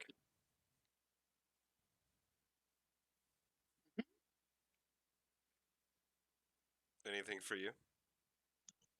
Of, Just in general. Anything Elbrig would like to address, bring up, or anything this evening? we all have separate rooms, right? Well, no, we have a shared room, but we all have separate there's dividers up, so the beds aren't Okay. open to viewing in the entire room. Ah, okay. In Fair the then. instance or case that someone maybe sleeps naked. Well, the cat. Nighttime. So they're not like walls, but they're like the privacy screens. Yeah, gotcha. Then yeah, since we're here, we've given over the orbs and everything. Yeah, and we're now in the room together. So what actually is next for everybody? We've given over the orbs. The mission is kind of complete. At least the one that we're literally paid to and honored for just now. So, what is the next move for you guys? I still have to. I'm really glad we got the honor we did because now I have access to the annex in whatever limited fashion there may be. So that might help me on my personal quest. But what's next for you guys? You're going to hear a pretty hefty huff from the other side of Misted's privacy screen. And she was hoping for a cat nap, but she actually wants to be a part of that discussion.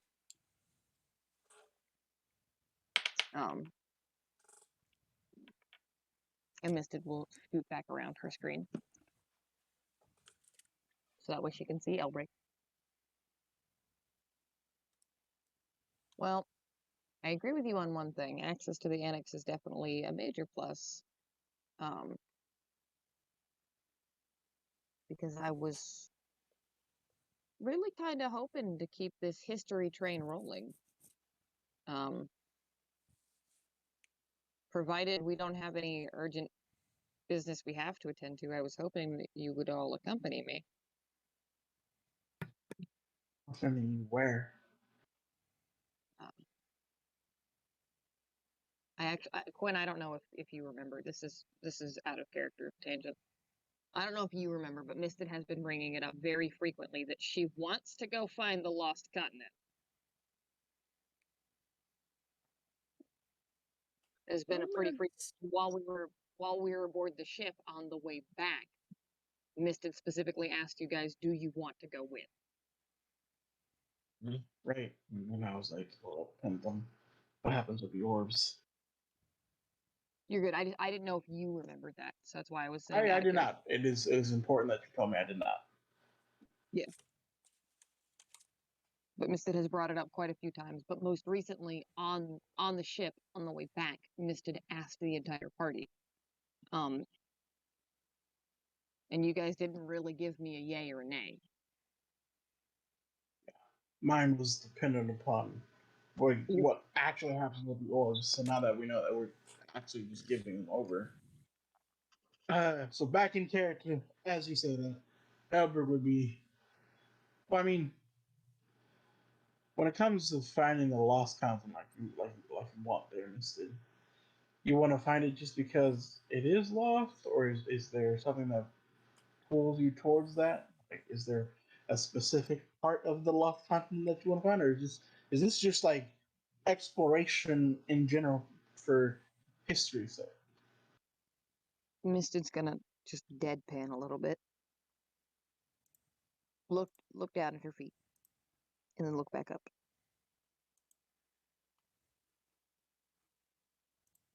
Elbrig, have you seen many tabaxi?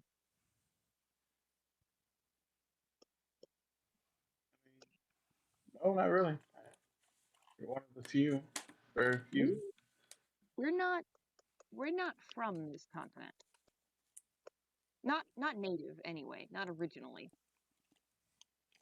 That continent is where we come from. And one day, so long ago, it disappears off the face of the earth, and no one can tell us what happened or where the continent was even supposed to be in the first place. But we start getting little tidbits of clues, and, and I can't help but feel there's a chance I can find out what happened. And while that's excellent for history, I just need to know. Like, this is a great opportunity to explore a continent that nobody's going to have any maps of. Nobody's going to have any knowledge about what the terrain is, nothing. There's an entire span of time missing from the history of that continent. If we can find it, it'll be a great find for historians, but it'll also be a great find for me personally, because I just need to know.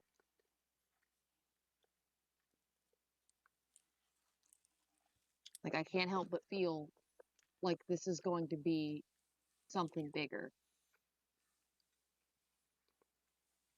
I Perfectly can't fine. explain it, just I need to. Oh God, hold on, I'm dying. Damn it, Daniel. To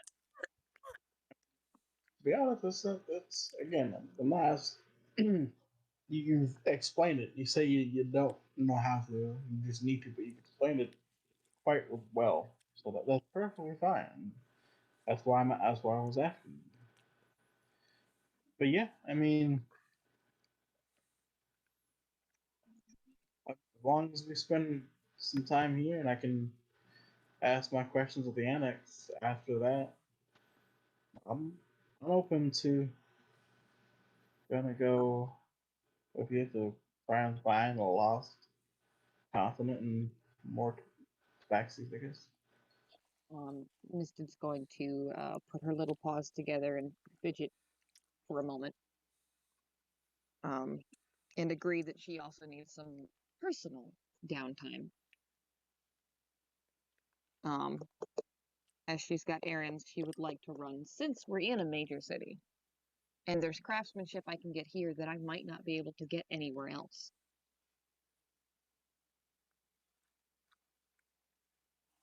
While this is going on, Nomad is going to open his senses up a little and see what's going on in terms of the old, you know. Oh Lord, Nomad tuned us out, Albrecht.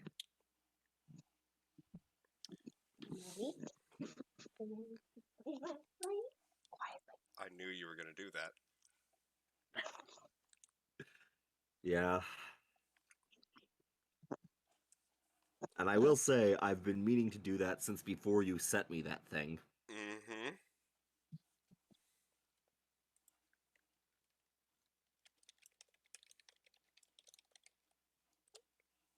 Sorry, I'm currently swallowing my food. You know, I really hate the fact that the esophagus and the lungs are connected by the same tube. Honestly, so inconvenient. So, Terrible design choice. does Nomad recall how many crowns there were Yes. last time? 10. 8. I think you mean 8 now. Oh, delightful.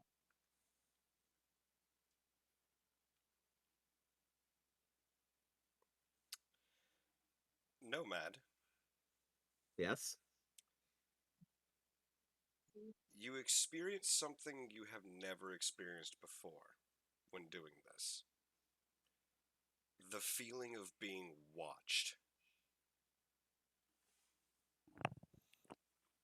You experience the sensation as you open up your senses, and you count 8. But you get this crawling sensation that something is now looking at you. Yummy. You can't tell from where, but that for whatever reason it just feels like you have caught its attention. And now it is able to look at you.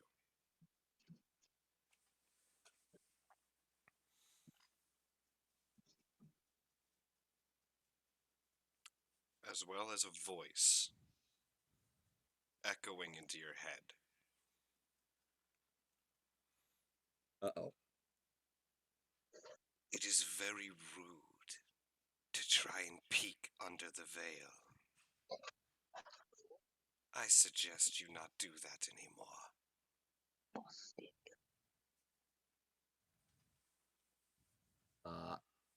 Does Nomad recognize this voice? No.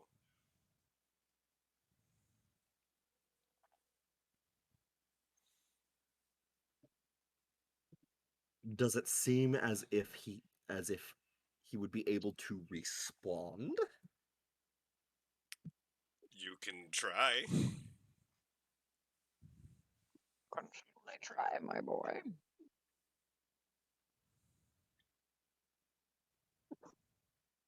I think actually on that happening, Nomad would immediately snap that sense shut as hard as he can Mm. and stand up.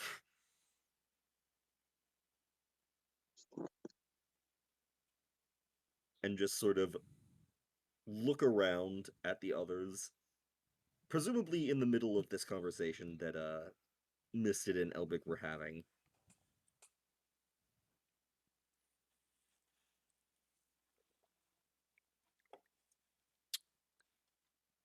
So you two notice that Nomad has very abruptly stood up and is now sort of like looking around the room, almost nervously. By the way, that last bit was what I sent you for. Ah,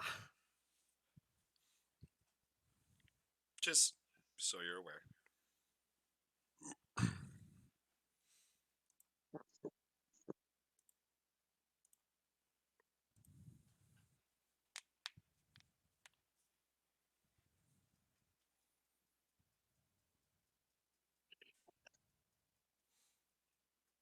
Delightful. Mm. But yes, Misted, Elbrigan, possibly Tyrrell. During your conversation, you just see Nomad just suddenly abruptly stand up and start looking around the room. Delightful. If I see him do that, I ask what's going on.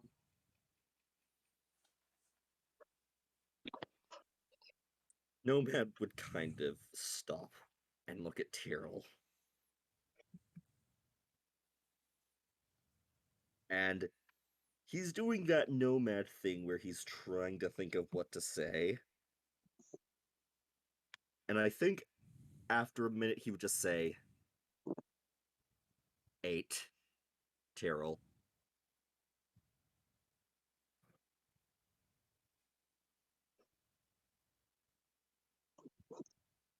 I And say, are you sure? Nomad would nod. And I'm unhappy to say that it seems something has noticed me.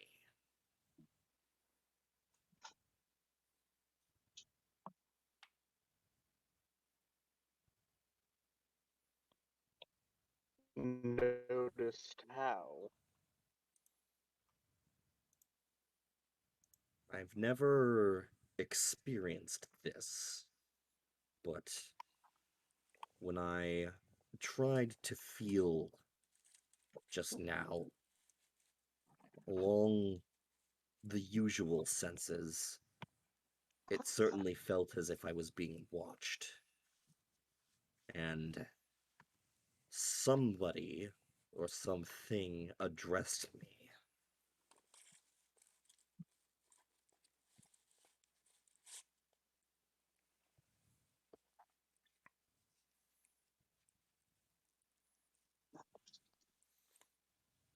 Mrs. going to cock her head. And what did it say? It warned me not to gaze underneath the veil, whatever that means.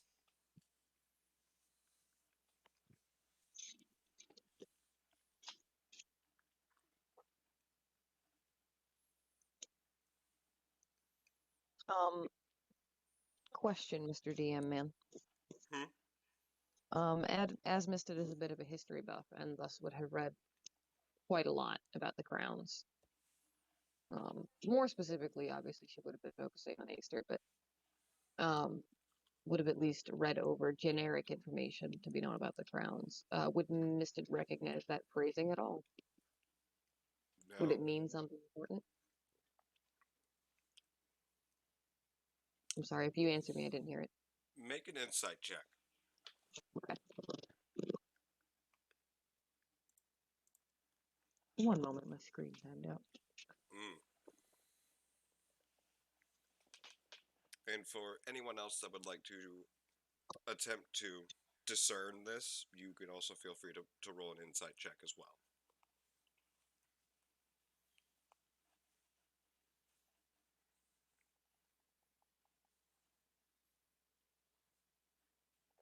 Tyrell ain't got nada. Oh, nat 20, baby. 26. That's disgusting. Nasty. It does Misted not was seem, from putting the pieces together, it doesn't seem particularly like historical note or anything of the kind. But given the phrasing and the like just putting the pieces together, like the understanding of how Nomad explained that this thing worked, it probably didn't mean a veil as in literal, but more of peeking where you should not be looking, or in a way you should not be looking. That perhaps the veil in question is not as literal as it may seem.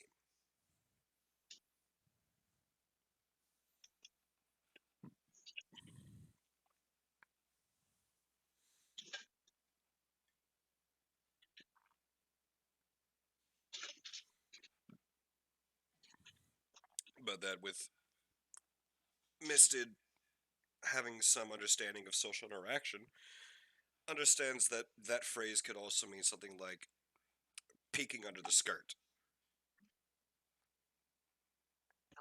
You naughty boy. Mm. Yes.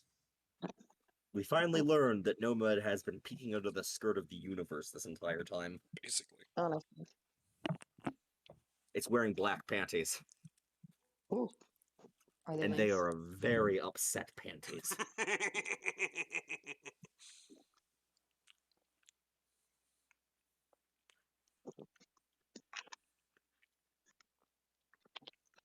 Misty's just going to ponder a moment. Um, I didn't think those senses of yours were two-way. The universe's panties are bunched as hell.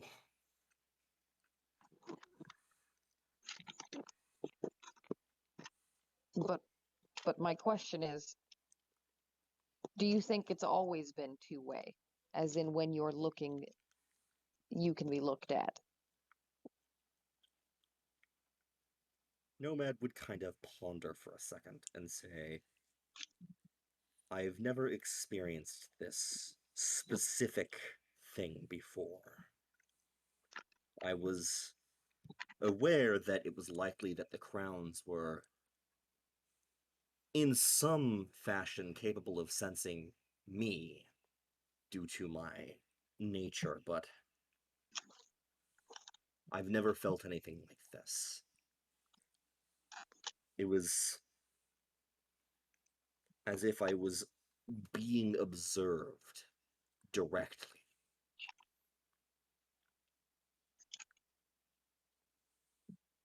He waits another beat and then says, "It was very unnerving." She's gonna look a little bit nervous. I Do feel you slightly violated. violated? Um, you don't think that was the Black King, do you? I did not recognize the voice.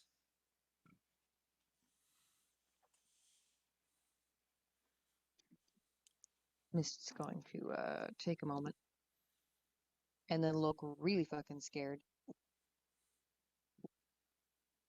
and not say words. No thought between them eyes. Tyrell's gonna think on it for a minute, and then look at Nomad and just say that it's kind of odd that that's happening now.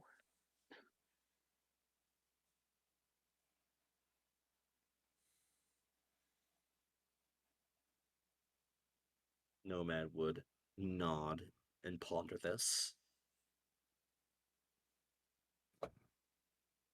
Especially now that there's 8. Almost like something has weakened.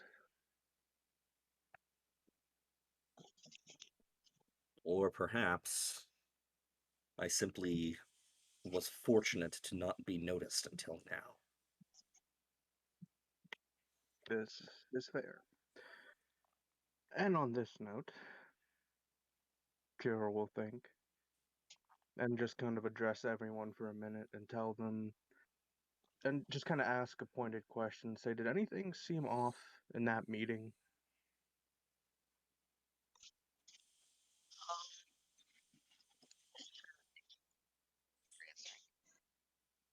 I can't hear you. No. You're going through a tunnel?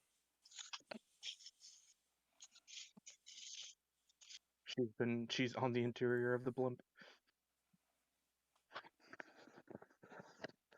No, she's gotta just beat the crap out of the kid real quick. Hang on. Is the tunnel made of dirt?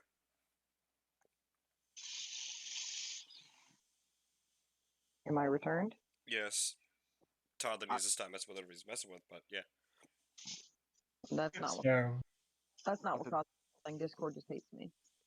No, I can really hear. Oh, Ryan, baby.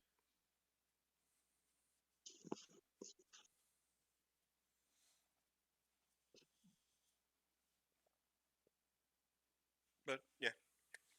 Going back to Tyrell's question. And the cat was going to say something. Going to think on it for just a moment.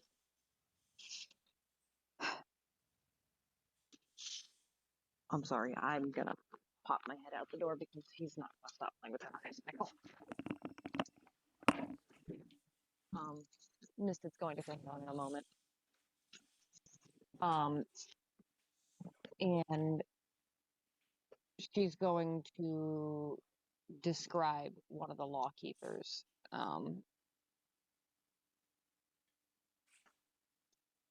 Honey, I did not ask you for a physical description of this man.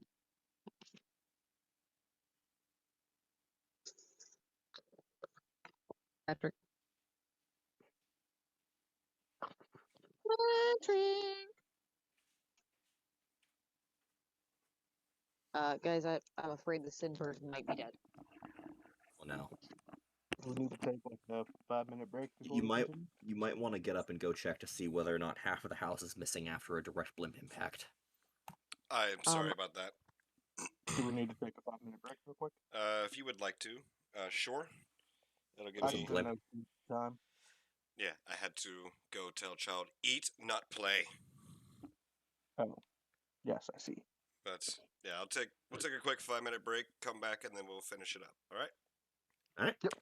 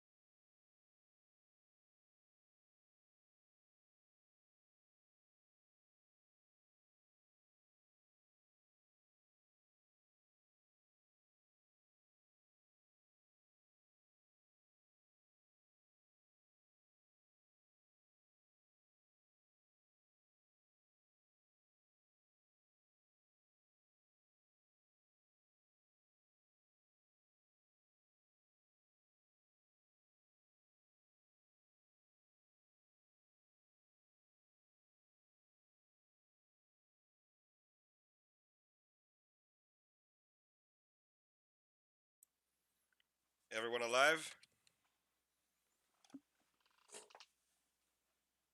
Maybe Woo! capability. All right, I need. There's the other one.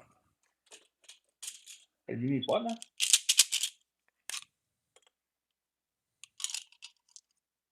Nothing. Nothing. All right. I apologize. So, what was the question directed to me before the break?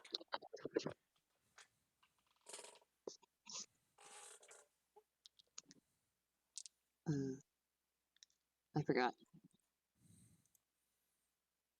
Your question? No, it wasn't mine. It was, I believe, Andrew asked a question. Give me just one more second before we continue. Yep. It's cool. I need to. Ooh. Anyways.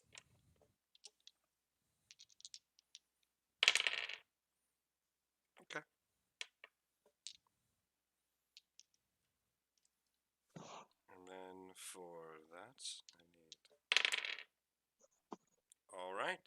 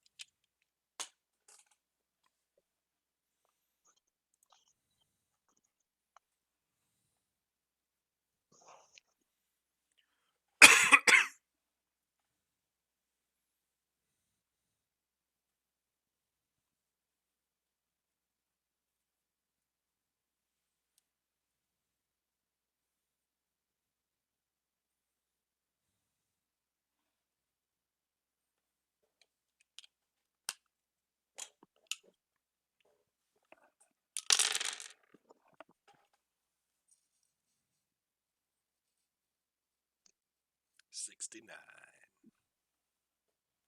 What? Don't worry about it.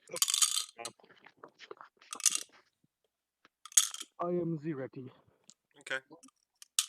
Daniel, you alive? I'm dying.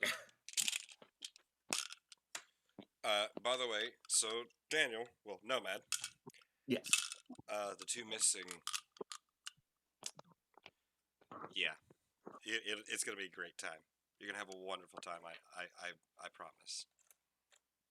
Please no. You're gonna have a great time. I guarantee it. No. No, no, no, no, no, no, no. Don't say those things. Don't say those things. It's going to be fine. All right. So, Tyr, what was your question? I apologize. My question was pointed to everyone asking if anything seemed off in that meeting we had.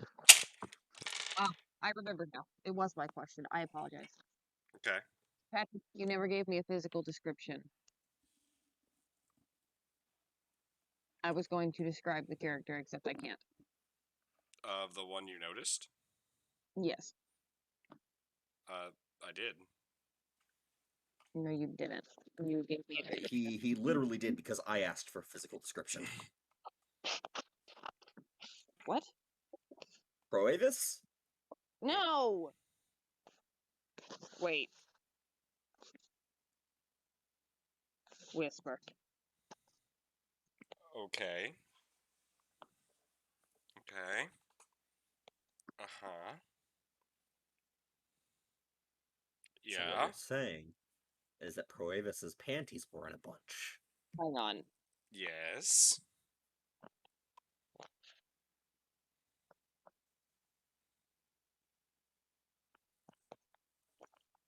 Please forget what Mr. just said, and instead accept this new sentence. Is it because you Um, just read again what I had sent you? I had reread the original Whisper, and in fact have reconsidered my entire statement. I'm a dumbass.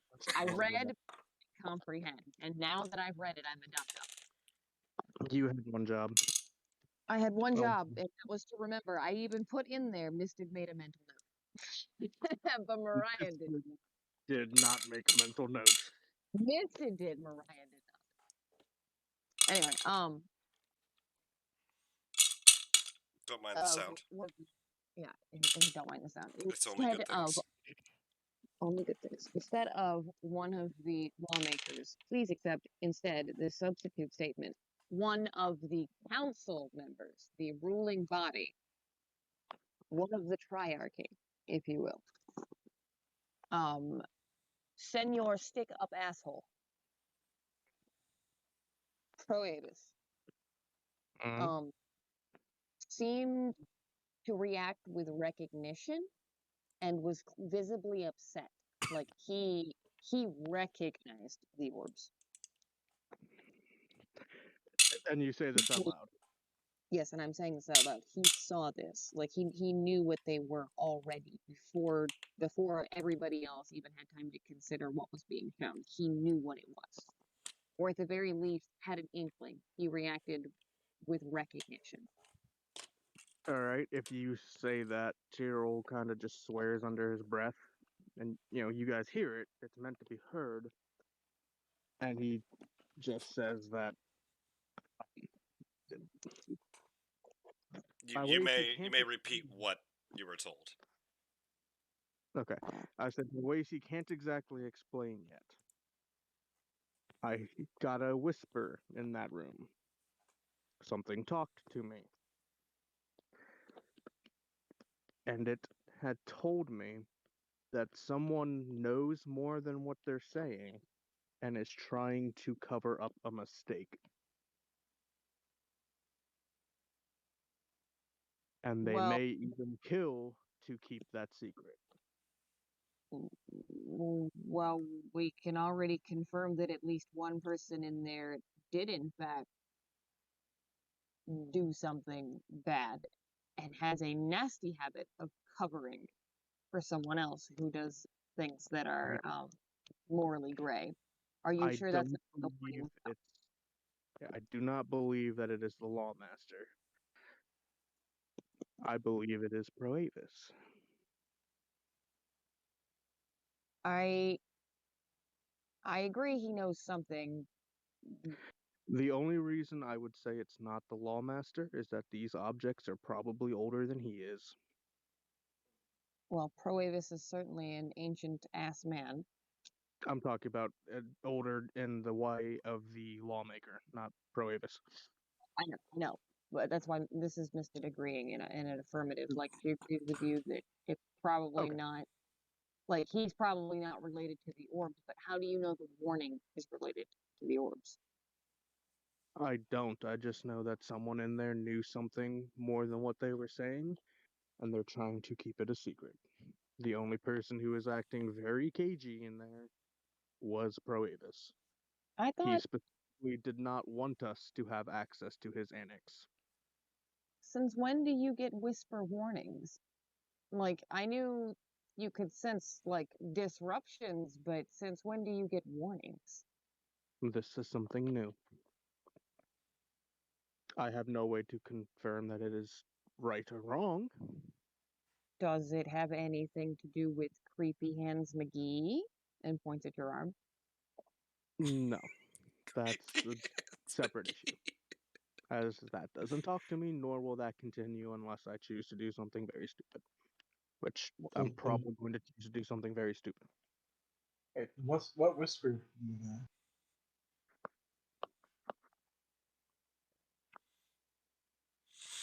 That was a question directed at you, I believe, Daryl.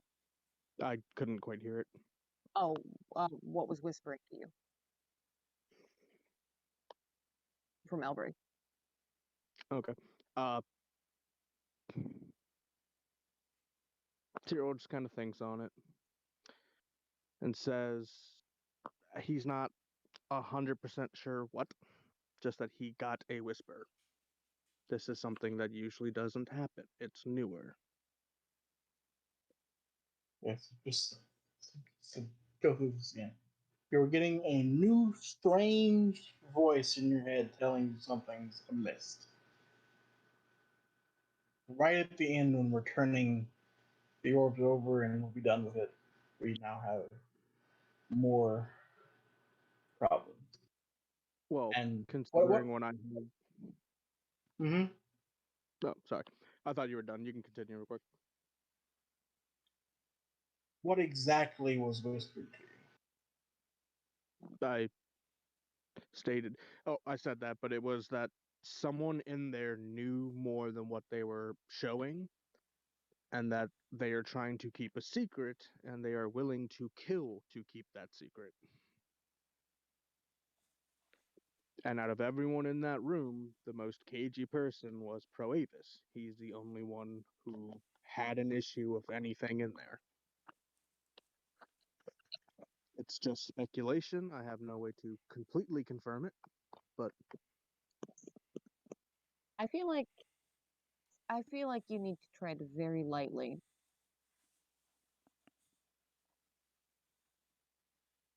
Well, yeah, we're dealing with high ups. We very much tread lightly.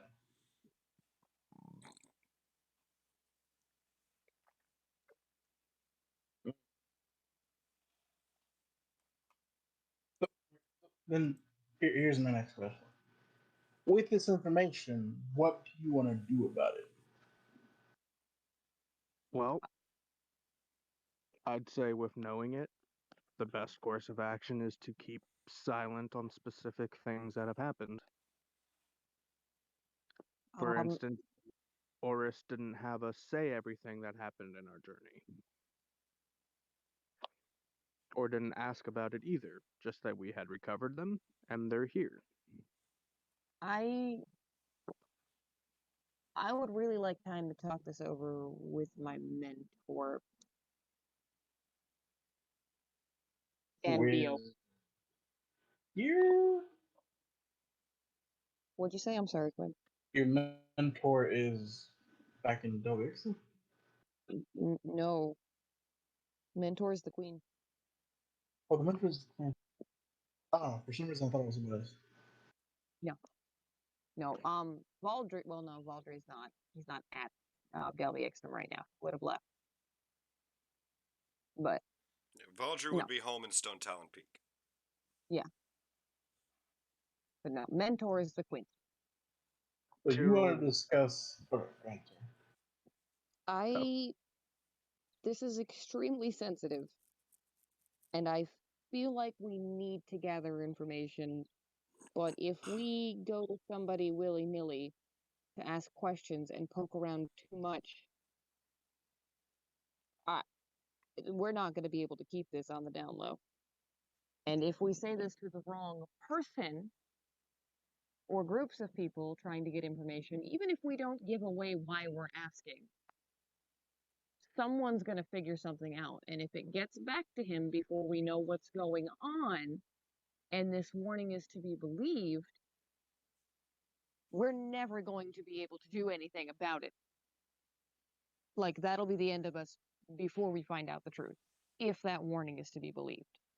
And even if that And warning is false, I don't want to ruin our newly acquired reputation by slinging accusations, even if we didn't actually say it, but by implying it.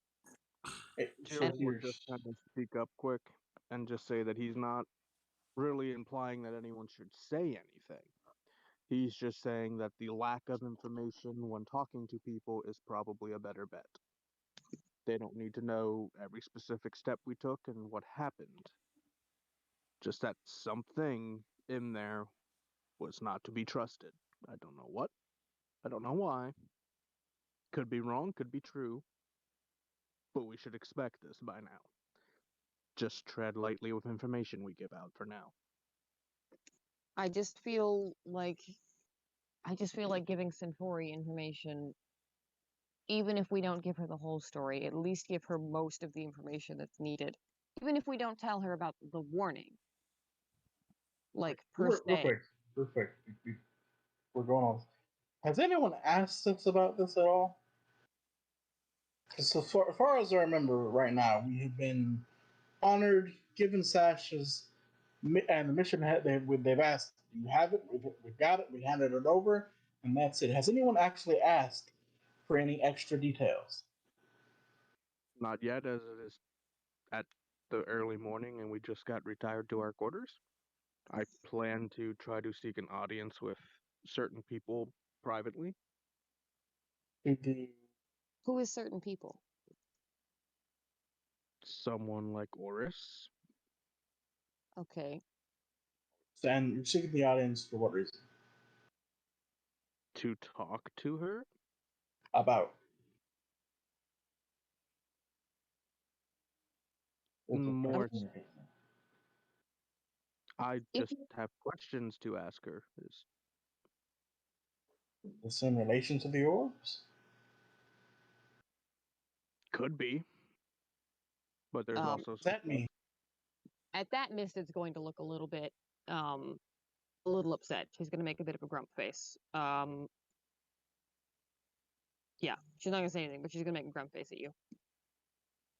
Tyrell would look at you and acknowledge and say, he's not just like everyone else. I'm not going to go into specifics, but there's something she should know. Give me an example here. What kind do you want? Of the What things she should know, that what you just said.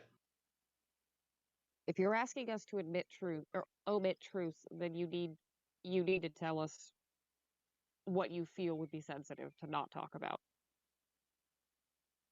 Nomad would kind of be listening and say, well, maybe prudent to tell them that 2 more of the crowns have been killed, and that for the time being, our best way to discover their status is compromised, as I'm less willing to use that sense now that something has noticed me. That's probably for the better, at least for now. Misted's going to give a nod.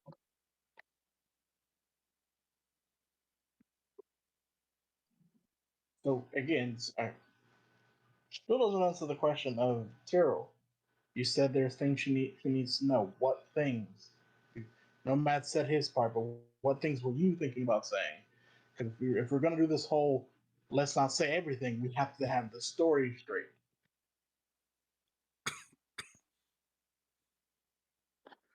Tyrell will just look and say, well, for one, some of them are some personal questions involving towards me. Nothing that needs to be worried about being omitted. Other than that, the only thing I was planning on telling her was that these were referred to as shards. These orbs. So are we going to tell her about the incident with the Black King? Or are we just going to leave that bit out? Well, she's already fully aware that he's returned. Yeah, are we going to tell her we straight bumped into him, though? Well, she already knows I have bumped into him once. So So yes, yes, we're Miss said yes, we're going to fucking tell her. God okay, damn fine. it, Daryl. I'm It's a assuming that's very easy right. yes or no question. Yes, we're telling her about the Black King.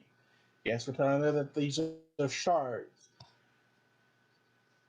Anything else?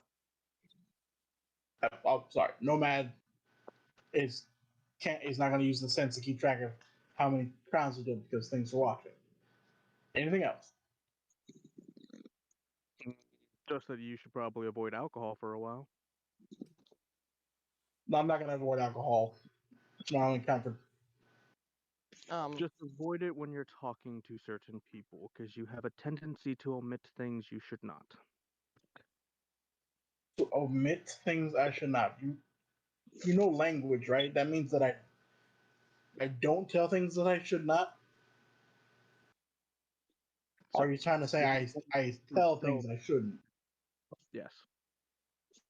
Yeah. So first of all, work on your grammar. There's that. And second of all, I haven't told people anything I shouldn't have told them while drunk. Yes, you have. Example. On the boat, when I had a conversation with Morin, she somehow knew about my arm. Oh, so that immediately that's my fault. I didn't say shit about your arm. You were the only one who really talked to her, considering she Also, told me there's your. no way she could have found out about your arm any other way than talking to me, the halfling. Well, considering she told me how she knew. It lies.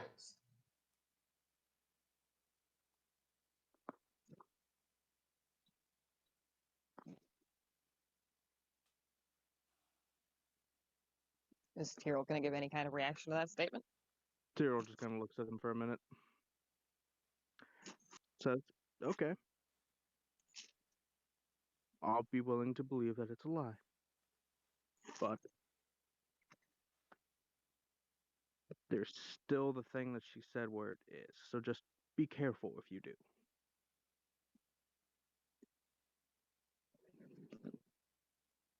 So, are we going to omit the warning? This mysterious whisper you got. Are we going to omit that? Yeah, 'cause that doesn't sound shady at all. Hey, Tyrell, who's never heard this word before, has been told somebody's holding secrets. That's totally believable and trustworthy. Doesn't seem sketchy whatsoever. Yeah, even if we were certain, which we're not, or at least I'm not, even if we were certain that that warning was about Proebus, like someone else is going to find that really, really hard to believe that you have suddenly started hearing voices. Well, Tyrell just looks at you guys and says, my warning to you all was not to just say, yeah, let's go tell certain people. I'm just saying that when we talk to certain people, let's just omit certain parts of our journey. Okay, so this whole certain people thing is starting to get on my nerves. Please name the people you're talking about instead of going certain people. Anyone So, that was in that room. see, there we go. That is specifics, much better than going certain people.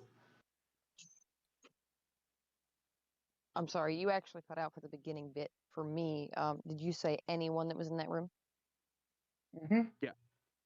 Okay. Um, at this point, Miss is going to get a little frustrated. And start fidgeting with her paws. What I'm telling, if we're going in any information on what that warning could possibly have been relevant for, I need to talk to Sinfori. She's in that room. Are you asking me not to give her the whole story, or are you asking me not to give the entire room? I need to know that you are okay with me talking to Sinfori about it. About what? Specifically. Specifically, the entire thing, including the warning. And if I omit the warning, at the very least, include what I noticed about his reaction. Because the warning, like I said, me personally, I'm not certain it pertains specifically to him. Like, it definitely looks very bad for him that we received this warning right after I watched him be sketchy. But And the fact that he didn't want us to have access to his annex. Which is pretty, I feel like it's pretty normal. It's a yeah, treasure trove of secrets, and we are literally, at least literally to him, random ass people off the streets. I mean, that the whole, oh, he's sketchy because he didn't want us to have access, doesn't really count when we, like, before we get honored, we are nobody. And as far as I know, even from my own days as a priest, you just don't like random people popping into places that hold secrets. I mean, that's just generally a stance he should have as a keeper of knowledge and secrets. literally his job. Yeah, I get that we've been honored, but it doesn't mean that guy knows us. Again, we're just people who did something honor worthy, and then now apparently he's getting us pushed onto him. I'm not surprised he has some resistance to us. But going back to this Mystic, when it comes to you talking to Centauri, I say omit the warning since we don't know exactly who it's about. But you can go ahead and say, yeah, I feel a little off because of his reaction. That's totally fine. But let's just really not tell people that one of our party members is hearing voices about things. That's just it's not wise in general. Like you can admit it to your close friends that you might be hearing some stuff, and we can investigate that way. Let's not tell anyone in the upper echelons of power that our buddy here hears voices that warn him of things or things of that nature. It just doesn't. It's not a good look, no matter where you are and who you're dealing with.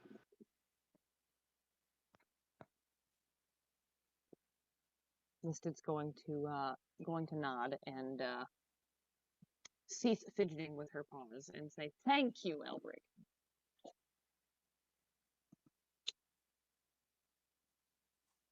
Nomad, during this whole thing, has sat back down on the bed and is just sort of like staring straight down in quiet contemplation of, oh god, something knows I'm here. Noticing how quiet Nomad has been, Elbrig would then go, "So Nomad, buddy, Nomad would look up and say, yes? you've caught all this, right? You keeping track?"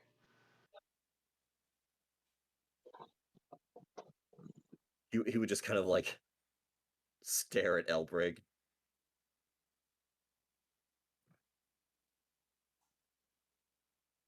I'll take it as a no because you're just staring at me. Nomad would kind of just slowly look slightly down to the side and then say, I may have tuned out of the conversation a bit. So I thought. So here's the plan. Go over what we just talked about.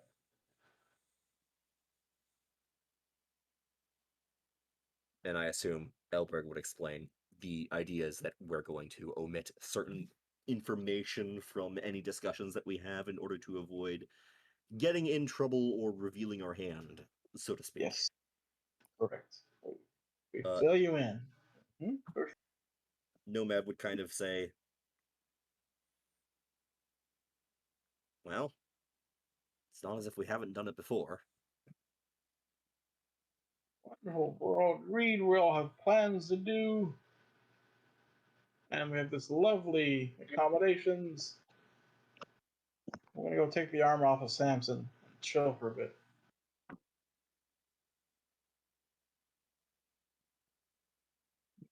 So yeah, I just kind of start to unbuckle all the parts of Samson's armor and take it off of him so he can be all right.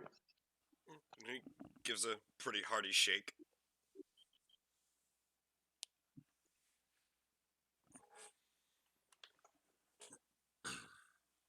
Yeah, Well, if that's Samson's. I don't know why, but I imagine if you guys have seen, I don't think it's the Polar Express. It's the one movie with the little girl and there's a bear. And he's got golden armor. Just imagine Samson in oh armor like that. I know he doesn't have yeah, armor. golden Like, compass. yeah, the golden compass. There we go. Golden compass. Like, I imagine that armor on Samson. I know that's not the armor, but like just because of how detailed my tailor friend there is, I just feel like that's what I see when I feel like I'm thinking of Samson in his armor. Let it be so then.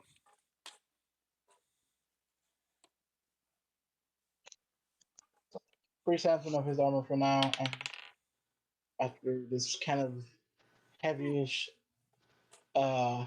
spy movie moment, I think Samson and Albert just gonna chill for the night.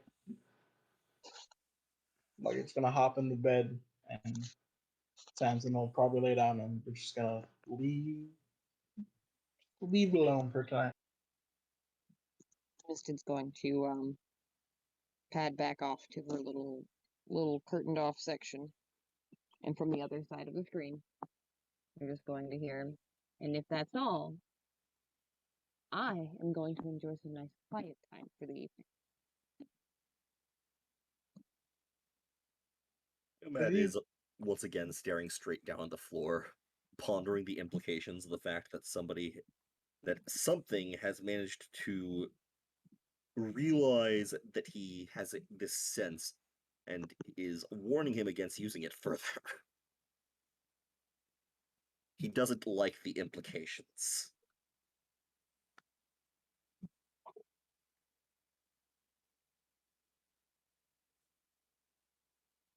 What you guys hear from the other side of Misted's screen is the unbuckling and whatnot of armor and robes, and then you hear a shuffle through a backpack, and now you hear scratching of quills on paper.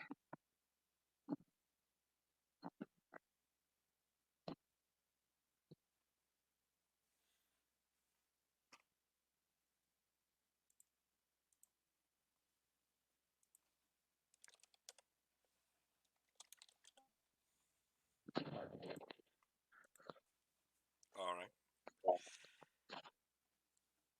Tyrrell, got anything else for the night? Nope. Tyrrell would be good. Goes back and lays down. All right. So, I'm going to go ahead and say we will pick up the next morning next week. But at some point during this week, I will need, just in case of the 10th coming about the way it does, or the way you said, I will need your pre-rolls and whatnots, Andrew. Yes. So we can talk about that. I'm free this whole weekend, but I'm probably gonna get some sleep at some point very soon after this. Yep. But aside from Andrew, I'm going to need to have an out of session interaction with all three of the rest of you. Uh-oh. So with Nomad, Elbrig, and with Misted. Uh-oh. As in, you're going to need one-on-ones, or as in you're going to need the three of us? I'm gonna need one-on-ones with all three of you. And all right, that number is gonna be jotted down for Nomad. Oh no. And we will be picking this up next week. Oh no. And it's gonna be a wild ride. But I will be saying, for the sake of preparation and whatnot, nothing too terribly what the fuck is gonna be happening. So I'm gonna go ahead and say that probably for the next between like 1 to maybe 3 sessions or so, will mainly just be your guys' downtime. It'll be plenty of time for you guys in character to explore, ask questions and adventure and whatnot. And we'll be basically a few sessions of us just kind of relaxing a little bit. If you guys are all okay with this. We're talking about Nomad. It's character interaction time. It's character interaction and character development Nomad time. doesn't like this for a number of other things. Daniel doesn't like this because the way that Ricky is saying it makes me anxious beyond anything I've ever felt. Quick, to the whorehouse! Yeah! You all know how this works. It is not the whorehouse, Elbrig. They have a nicer name. To the high-class escorts! To the escorts. To St. Nick's house.